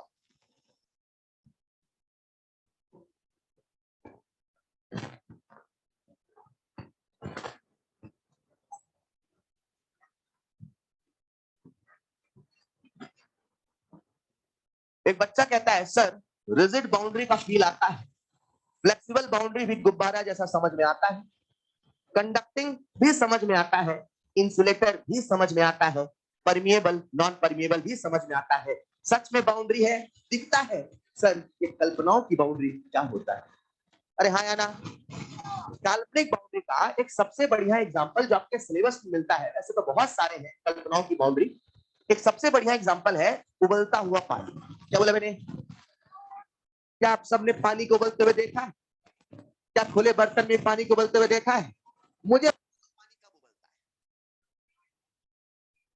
जब अंदर का वेपर प्रेशर बाहर के बराबर होता है, या कभी पानी, यानी सबको पता है कि जब अंदर का प्रेशर बाहर के बराबर होगा तो पानी उबलेगा, हाँ या ना, क्या आपने खुले हुए बर्तन में भी पानी को उबलते हुए देखा है, जब बर्तन खुला है तो फिर यहाँ पे कैसे उबला, तो बच्चों आप सबको पता है ऊपर एक एटमॉस्फेयर है, हाँ या ना, और जो एटमॉस्फेयर है क्या उसका अपना एक प्रेशर है, जिसकी बाउंड्री आपको दिख नहीं रही है, ऐसा इमेजिन करो ऊपर से एक एटीएम का प्लेट रखा हुआ है, क्या रखा हुआ है, कहीं ना कहीं वो बाउंड्री हमें दिख नहीं रही है, फिर भी तो बाउंड्री है, बोलो हाँ या ना, तो हो सकता है बाउंड्री आपकी नजरों को दिखे या हो सकता है बाउंड्री ना दिखे, मगर बिना बाउंड्री के सिस्टम सराउंडिंग में डिमार्केशन हो नहीं सकता है, क्योंकि बाउंड्री तो वो है जो एनर्जी के एक्सचेंज को डिसाइड, इज दिस क्लियर, आप यहाँ पे क्या इमेजिनरी बाउंड्री है, और मान लो यहाँ पे प्लेट होता, क्या होता, जो आपको दिख रहा है right,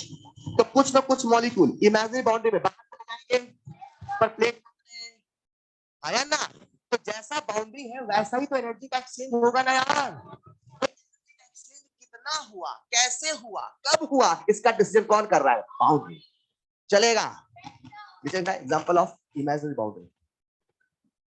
example of imaginary boundary.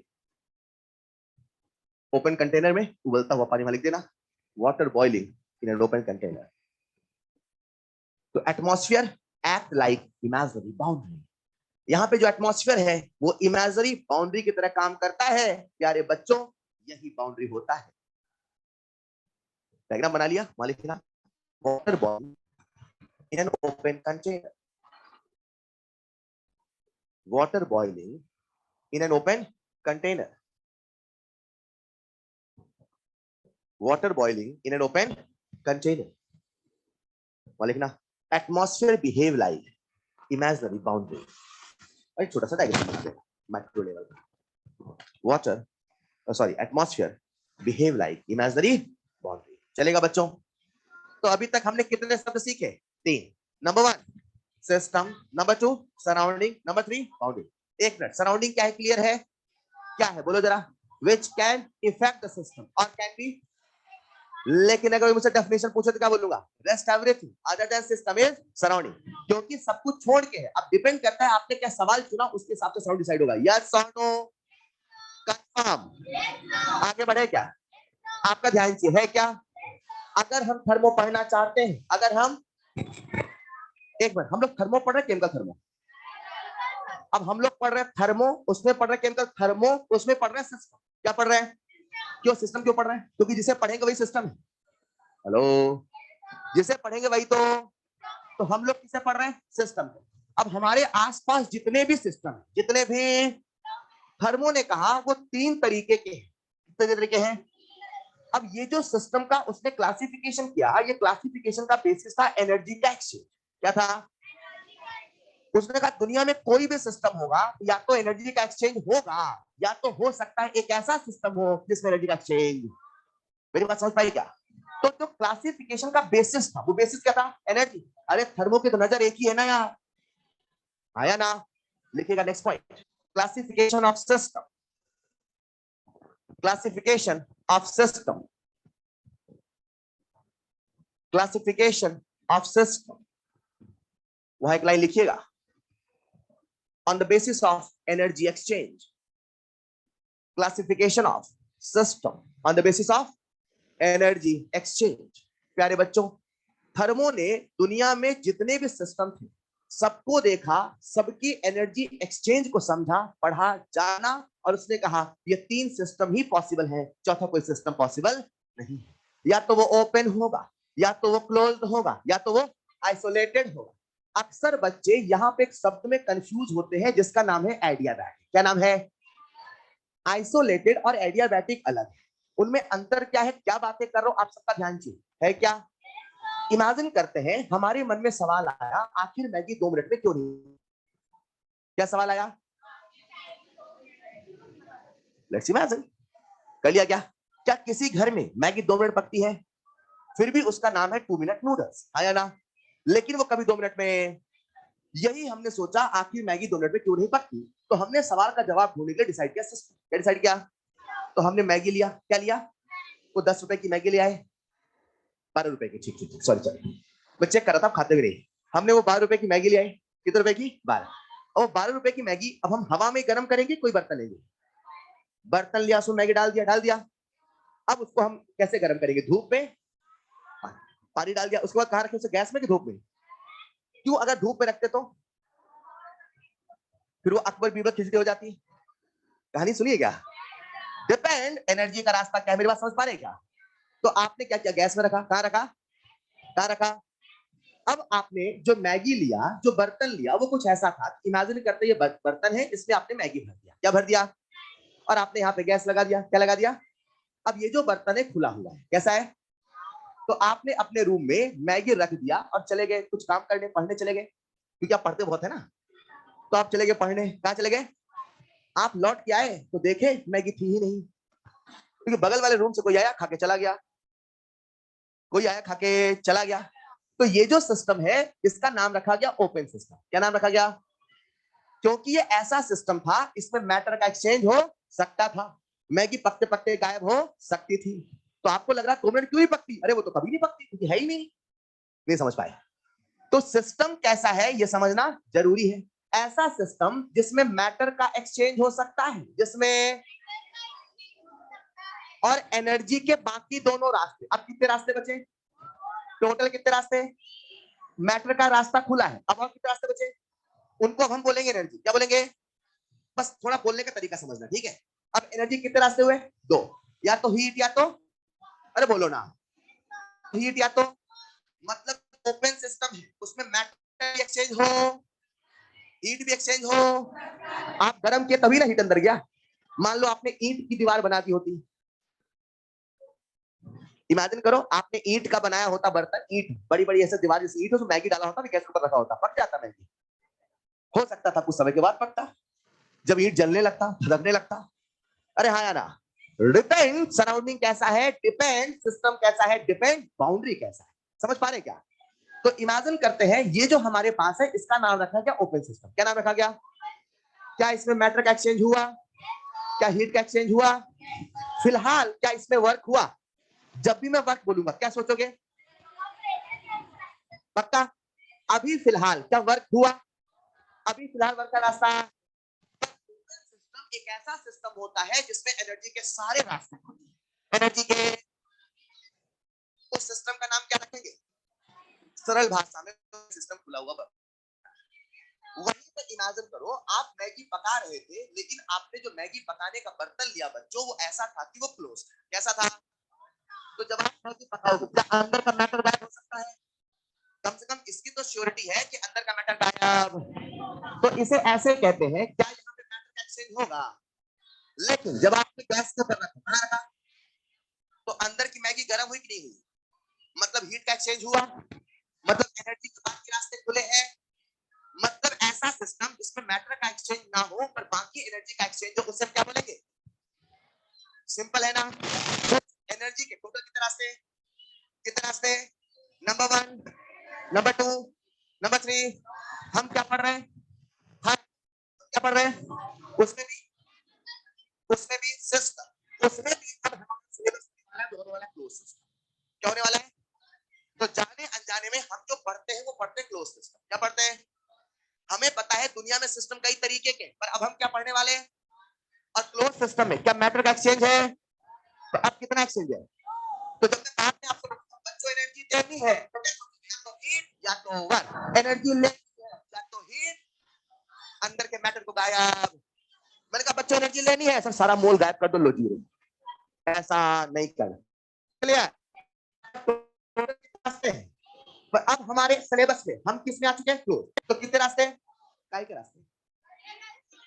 Energy exchange क्यों करा रहे हैं? सर कुछ कराना है तो एनर्जी एक्सचेंज करना पड़ेगा। क्यों, ऐसा क्यों है? यही तो थर्मो कहता है, हर चीज के होने न होने की वजह है एनर्जी। अरे हाँ या ना?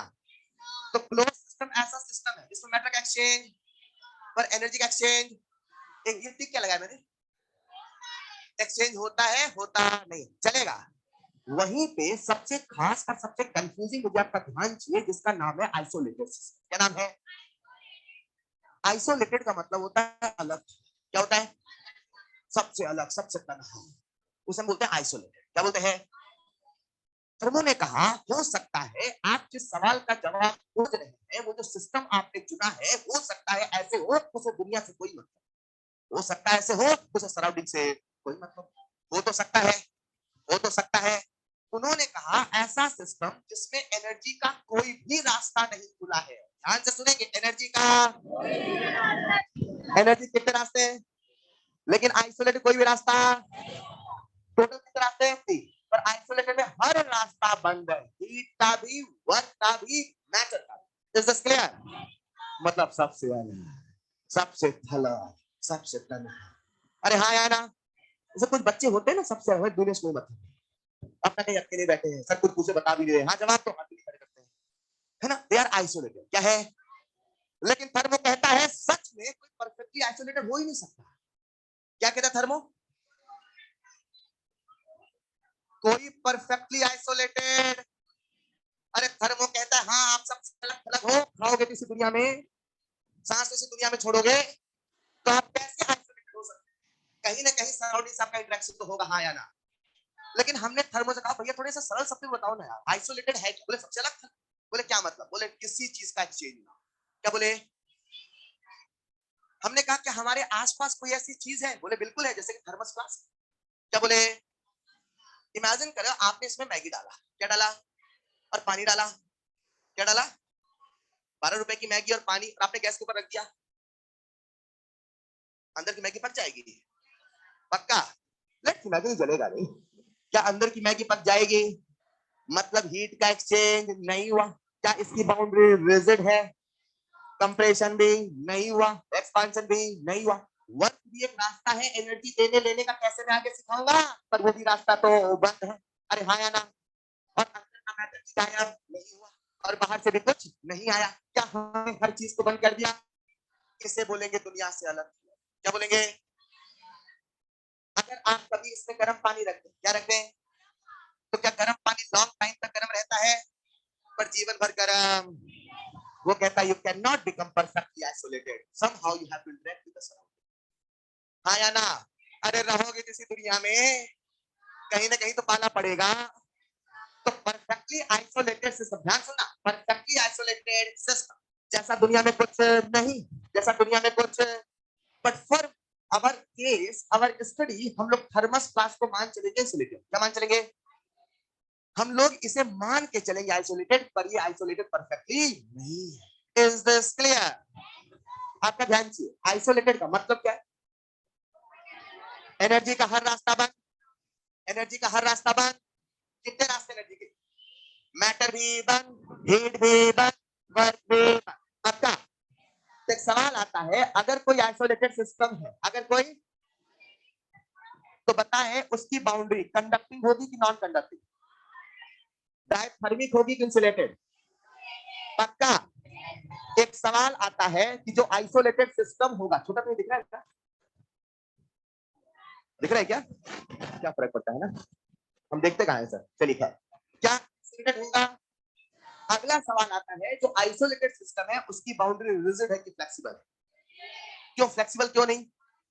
क्योंकि अगर फ्लेक्सिबल होता, क्या बोला मैंने, तो कंप्रेशन या एक्सपांशन होता, लेकिन इसमें वो भी रास्ता हमने डिफाइन ही ऐसे किया भैया, आइसोलेटेड सबसे अलग, सबसे थला, सबसे तनहा, कुछ भी हो गया तो आइसोलेटेड नहीं है, वो आइसोलेटेड यानी कि उसकी बाउंड्री रिजिड है कि फ्लेक्सिबल?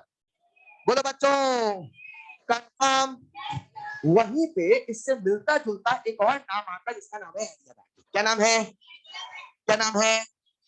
हालांकि एडियाबैटिक सिस्टम नहीं है, सिस्टम दुनिया में 3 है, सिस्टम दुनिया में, लेकिन कई बार एक वर्ड बोला जाता है एडियाबैटिक, उसका मतलब क्या सुनिएगा। एडियाबैटिक का मतलब होता है उसमें मैटर का एक्सचेंज नहीं है, मैटर का एक्सचेंज, पर एनर्जी के एक्सचेंज में से भी केवल हीट का रास्ता बंद है और वर्क का रास्ता अभी भी खुला है। Is this clear?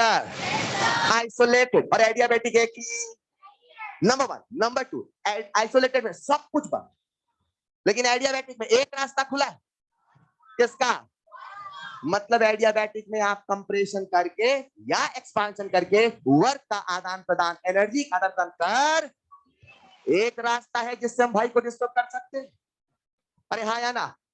मैं क्या बोल रहा हूं, समझ पा रहे हो?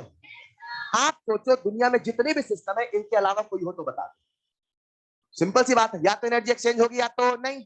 अब एनर्जी एक्सचेंज होने में 3 थी, या तो तीनों होगा या तो तीनों नहीं, या तो एक होगा दूसरा नहीं होगा तीसरा होगा, सो ऑन। यस और नो? लिखेगा नेक्स्ट। अच्छा एक सवाल पूछ लो क्या? कॉमन सेंस पूछ लो।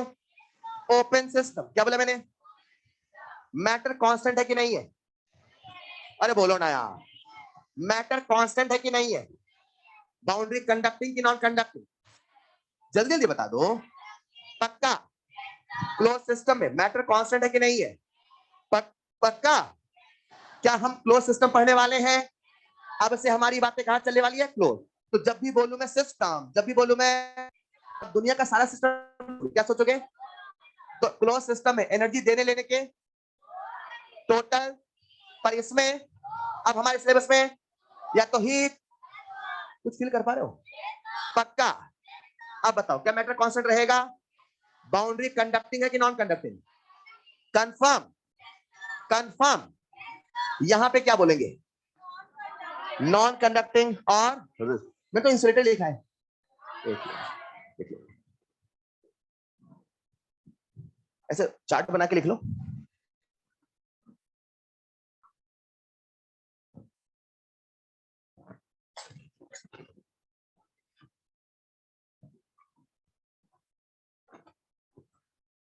बहुत शांत होकर पढ़ रहे हैं आप तो। अब तो देखा नहीं जा रहा है क्या? हम डिस्टर्ब करे तो नहीं पढ़ने देते, शांत होकर पढ़े तो दिक्कत है। पिन ड्रॉप साइलेंस करके पढ़ते, ये चाहते थे बच्चों, पिन ड्रॉप साइलेंस।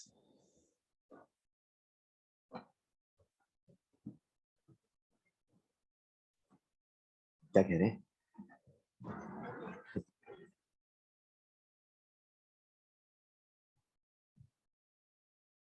तो थर्मो कहता है परफेक्टली आइसोलेटेड, यहां पे नहीं लिखना चाहे तो perfectly isolated system not possible. Perfectly isolated system not possible. जब आप डायग्राम बनाए तो बहुत ज्यादा कलरफुल ना बनाए, जल्दी बना ले। सच में मैगी बनाने की आवश्यकता नहीं है। पूरा नूडल बना रहे हैं तो ये येलो येलो कलर ढूंढ रहे हैं, येलो कलर है, जल्दी से बना ले। सो कहीं ना कहीं हमने अभी ये समझा कि भैया सिस्टम होगा, सिस्टम दुनिया में तीन तरीके का होगा, या तो ओपन होगा, या तो क्लोज होगा, या तो आइसोलेटेड होगा, और कोई सिस्टम आपको मिलने वाला नहीं। ध्यान से बच्चों, आगे चल के हम कई दफा आइसोलेटेड एडियाबैटिक वर्ड बोलेंगे। Keep this in mind, adiabatic अलग है, आइसोलेटेड अलग। तो एडियाबैटिक में भी मैटर का एक्सचेंज नहीं होता, जहां एक्सचेंज नहीं है वहां मैंने क्रॉस किया है, राइट, और जहां एक्सचेंज है वहां मैंने टिक किया है। लेकिन एडियाबैटिक में एनर्जी के दो रास्तों में से एक रास्ता खुला है और एक रास्ता बंद है। इसीलिए एक बड़ा प्यारा कंसेप्चुअल सवाल आता है, पूछ लो मैं आपसे, जो एडियाबैटिक की बाउंड्री है वो कंडक्टिंग है कि non conducting? Perfect, perfect. Adiabatic की जो बाउंड्री है डायथर्मिक है कि इंसुलेटेड है? परफेक्ट। एडियाबैटिक की जो बाउंड्री है रिजिड है कि फ्लेक्सिबल है? Is this clear? तो आगे चल के हम एडियाबैटिक में वर्क कर पाएंगे। कैसे करेंगे हम सीखेंगे, अभी हम सबको को सीख रहे हैं, राइट। तो अभी तक हमने क्या क्या सीखा? सिस्टम, सराउंडिंग, बाउंड्री और सिस्टम की क्लासिफिकेशन। बातों बातों मैंने ये भी बता दिया हम क्या पढ़ रहे हैं। अभी भी हम हमारे सिलेबस हम पढ़ रहे हैं थर्मो, उसमें पढ़ केमिकल, थर्मो, उसमें पढ़ बच्चों हर सिस्टम का, क्या बोला मैंने, अगर सिस्टम है, सिस्टम तो है ही सही, और अगर सिस्टम है तो हर सिस्टम का अपना एक स्टेट है, हर सिस्टम का अपना एक। जैसे मैंने आपसे पूछा what is your state of mind, तो आप क्या बोलेंगे? Happy, sleepy, excited. मैंने स्टेट ऑफ स्टमक नहीं पूछा है, माइंड पूछा है। माइंड भी भूखा रहता है। खैर, तो अगर आपसे स्टेट ऑफ माइंड पूछा जाए, क्या पूछा जाए? तो स्टेट ऑफ माइंड मतलब माइंड की क्या अवस्था है, राइट। तो थर्मो कहता है अगर कोई सिस्टम है, अगर कोई, तो सिस्टम किसी न किसी अवस्था में तो होगा। अरे होगा कि नहीं होगा? तो सिस्टम जिस भी अवस्था में होगा उसे बोलते हैं स्टेट ऑफ सिस्टम। क्या बोलते हैं? जैसे आज मुझे इस क्लास का स्टडी करना है, इस क्लास के बच्चे इतना क्यों पढ़ते हैं? तो पहले मैं डिसाइड करूंगा, सिस्टम डिसाइड कर लिया, फिर बताओ ये सिस्टम ओपन है कि क्लोज? आप बोलो ना यार, पक्का? पक्का? और अगर दरवाजा खुला आप आते आते चलता है या ना, तो नंबर वन डिसाइड करो सिस्टम, नंबर टू डिसाइड करो सिस्टम का टाइप। अब सिस्टम आपने क्या, मतलब इसमें एनर्जी देने के दो ही रास्ते बचे, या तो हीट, या तो हीट, और शायद एक ही रास्ता है, वर्क का रास्ता। क्या रास्ता है? अरे हाँ, पक्का? तो अगर बच्चे सवाल का जवाब तो एनर्जी का चेंज देखना होगा, रास्ता बचा, हाँ या ना। थर्मो कहता है जब कभी किसी सिस्टम को पढ़ो तो पहले देखो वो सिस्टम का स्टेट क्या है। जैसे आज मुझे पढ़ना है, समझना है ये बच्चे इतना क्यों पढ़ते हैं, तो पहले मैं स्टेट देखूंगा। कैसे करूंगा? तो मैंने कहा स्टेट ऑफ माइंड स्लीप, कौन सा है? स्लीप। तो इसका मतलब ये है कि इसमें भी एनर्जी की बहुत एक्सचेंज करा है। मेरी बात समझ पाने क्या? तो उसने कहा सबसे पहले देखो स्टेट ऑफ, क्या देखो, वो क्या है आते हैं। एक मिनट, क्या सबको ओपन क्लोज आइसोलेट समझ में आया? एक सवाल आपसे पूछ लूं, एक सवाल आपसे पूछ लूं, ये क्लास क्या है? Open close. Thermos class, thermos class क्या वो आइसोलेटेड है? पर प्रैक्टिकली मान के चलेंगे तो जब भी बोले मतलब फॉर द हाफ पार्ट तो आइसोलेटेड है, तो 10 मिनट के लिए है, अरे 1 मिनट के लिए है, कुछ तो है, तो जितने देर के उतने देर मान लो चलेगा। अच्छा मेरा सवाल आप सबसे पूछो, क्या सैटेलाइट इन द ऑर्बिट, क्या बोला मैंने? इससे क्या बोलेंगे? Open system, close system, isolated. Identify system, एक सवाल आइडेंटिफाई सिस्टम, आइडेंटिफाई सिस्टम, देखना first part, satellite in the orbit, satellite in the orbit, आप क्या बोलेंगे बच्चों? ओपन सिस्टम की क्लोज सिस्टम? सोच के जवाब दो, कोई जल्दबाजी नहीं। Open system, satellite in the orbit, option 4 option है, तुक्का मारेंगे फिर ओपन सिस्टम, क्लोज सिस्टम, अकड़ पकड़ मम्मी खोल लो, isolated system, and number 4 I don't no.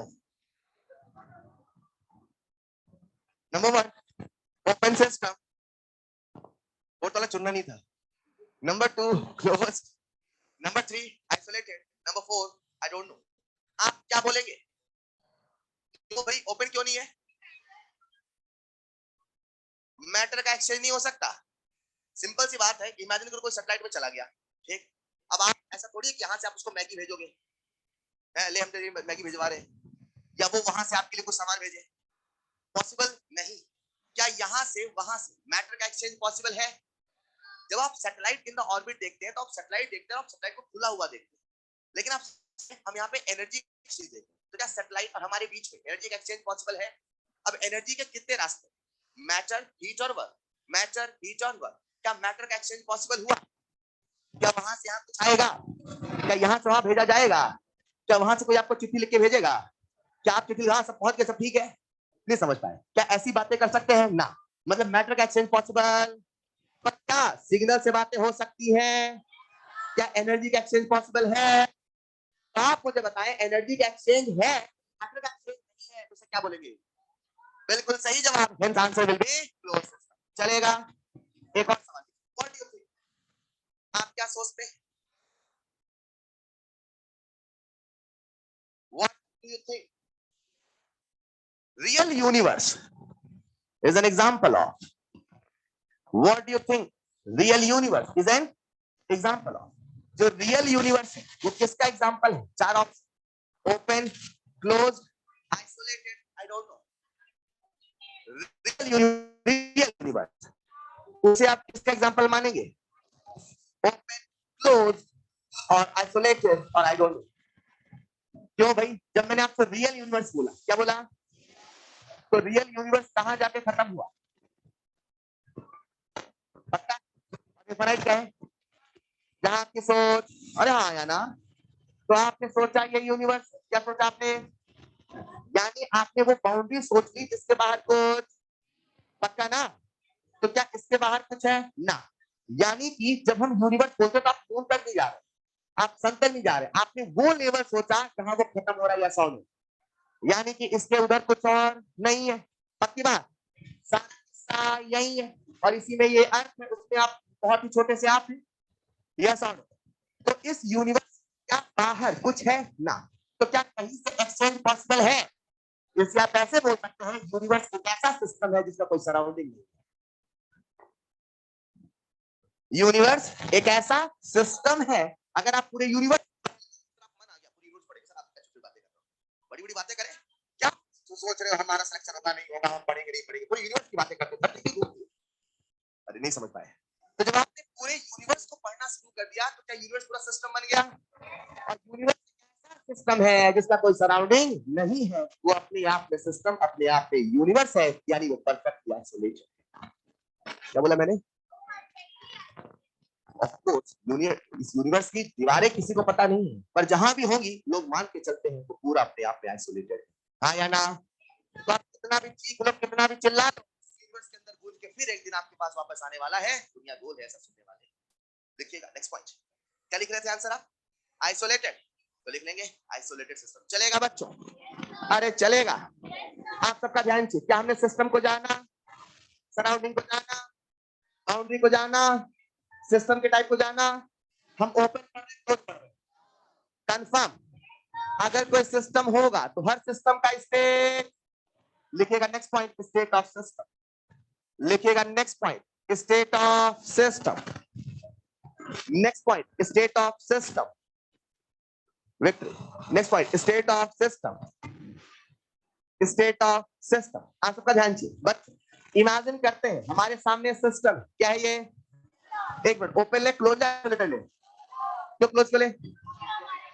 हम पढ़ रहे थर्मो, उसमें पढ़ रहे केमिकल थर्मो, उसमें पढ़ रहे सिस्टम, उसमें पढ़ रहे क्लोज सिस्टम। अब क्लोज सिस्टम में मैगी नहीं ले रहे हैं, हम लेके चल रहे गैसियस सिस्टम। क्या लेके चल रहे हैं? तो जब हम थर्मो फील करते हैं तो फील तो रियल दुनिया में करते हैं, फील तो रियल दुनिया में, लेकिन जब हम पढ़ते हैं केवल क्या पढ़ते हैं? गैसियस। अब सुनना, क्या ये सिस्टम है? क्या इसका कुछ कंडीशन, कुछ स्टेट होगा? क्या बोलोगे? वो गैस स्लीपी है, एक्साइटेड है, एडवेंचरस है, क्या बोलोगे? शायद हम ऐसी बातों का यहाँ पे प्रयोग नहीं कर सकते, हाँ या ना? तो जो सिस्टम होता है उसके स्टेट को डिफाइन करने के लिए, मेरे शब्दों को सुनिएगा, जो सिस्टम होता है उसके हम लोग प्रयोग करते हैं स्टेट वेरिएबल्स। किसका प्रयोग करते हैं? ये ऐसे टर्म होते हैं, ये ऐसी चीजें होती हैं जो स्टेट को वैरी कराते हैं, जो स्टेट को बदल सकते हैं। इन योर क्या वो स्टेट वेरिएबल है? सामने मस्त खाना आ जाए, एक्साइटेड है, तो आपका क्या वो फूड से वैरी हो रहा है?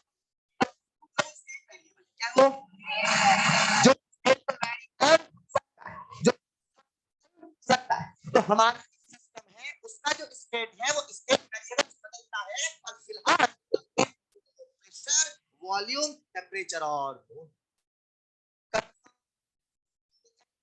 स्टेट वेरिएबल बोलते हैं। या ये जब तो सिस्टम का स्टेट, मैंने कहा सिस्टम है, इसका state T1 T1 T1 N1, क्या बोला मैंने? और मान लेते हैं वो दूसरे स्टेट पे पहुंच गया। कहां पहुंच गया? तो जैसे मैंने दूसरे स्टेट पे पहुंचा, आप तुरंत समझ गए, मतलब उसका जो स्टेट वेरिएबल है वो पक्का। अब स्टेट वेरिएबल फिलहाल कितने हैं? 4। आपके केस में न जाने कितने हैं, पर अपने केस में अब बताओ। हम क्लोज सिस्टम पढ़ रहे होते, तो क्या एक रास्ता बंद हो गया? अंदर से बाहर मोल, यानी केवल 3 ही चीज बदलेंगे। तो कह दो P1 B1 T1 चलेगा, और P2 V2 T2, यस पहले सिस्टम में क्या, और अभी क्या हमने सिस्टम के स्टेट को बदल दिया?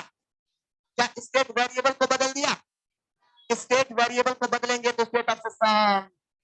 ये स्टेट वेरिएबल हम जादू टोना करके बदलेंगे। कैसे बदलेंगे? एनर्जी एक्सचेंज करके। कैसे करके?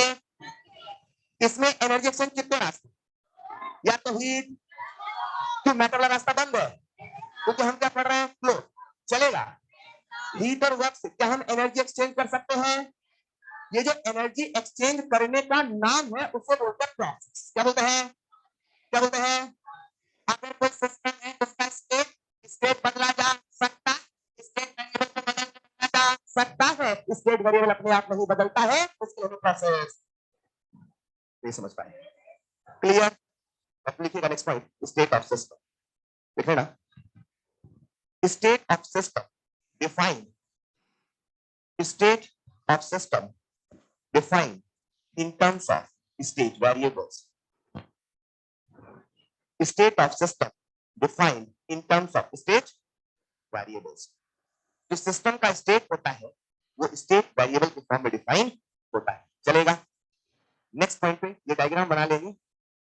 P1 V1 T1 N process, P2 V2 T2 N, और नीचे लिख देना स्टेट वेरिएबल। वो क्या है बात करेंगे नेक्स्ट क्लास में।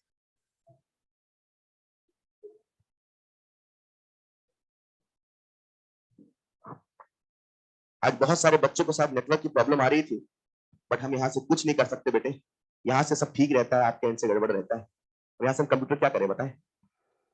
कई बच्चों ने लिखा है sir network problem, but this is the limitation of.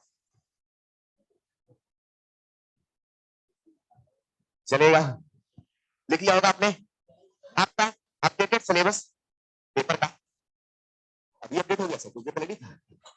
Updated syllabus है number 1 from ECS to electro, from ECS to electro चलेगा लास्ट लेक्चर। ईसीएस से लेके जो हमने लास्ट लेक्चर पढ़ा वो सारा सिलेबस होगा नंबर 1। नंबर 2 आपको सारा होमवर्क करके जाना है, शॉर्ट नोट बना के जाना है, मॉड्यूल करके जाना है, चलेगा। अभी फिलहाल थर्मो नहीं आ, लेकिन नेक्स्ट क्लास से हम थर्मो में घुस जाएंगे डीपली और इसलिए आप इसे रिवाइज करके आएंगे, ठीक है क्या? तो आप देख रहे हैं चीजें बहुत बारीक बारीक से जहां पे अंतर पकड़ना है, तो वो बारीकियां पकड़ते पकड़ते चैप्टर सीख रहे हैं। This clear? That's all for today. मिलते हैं नेक्स्ट क्लास में। Thank you so much.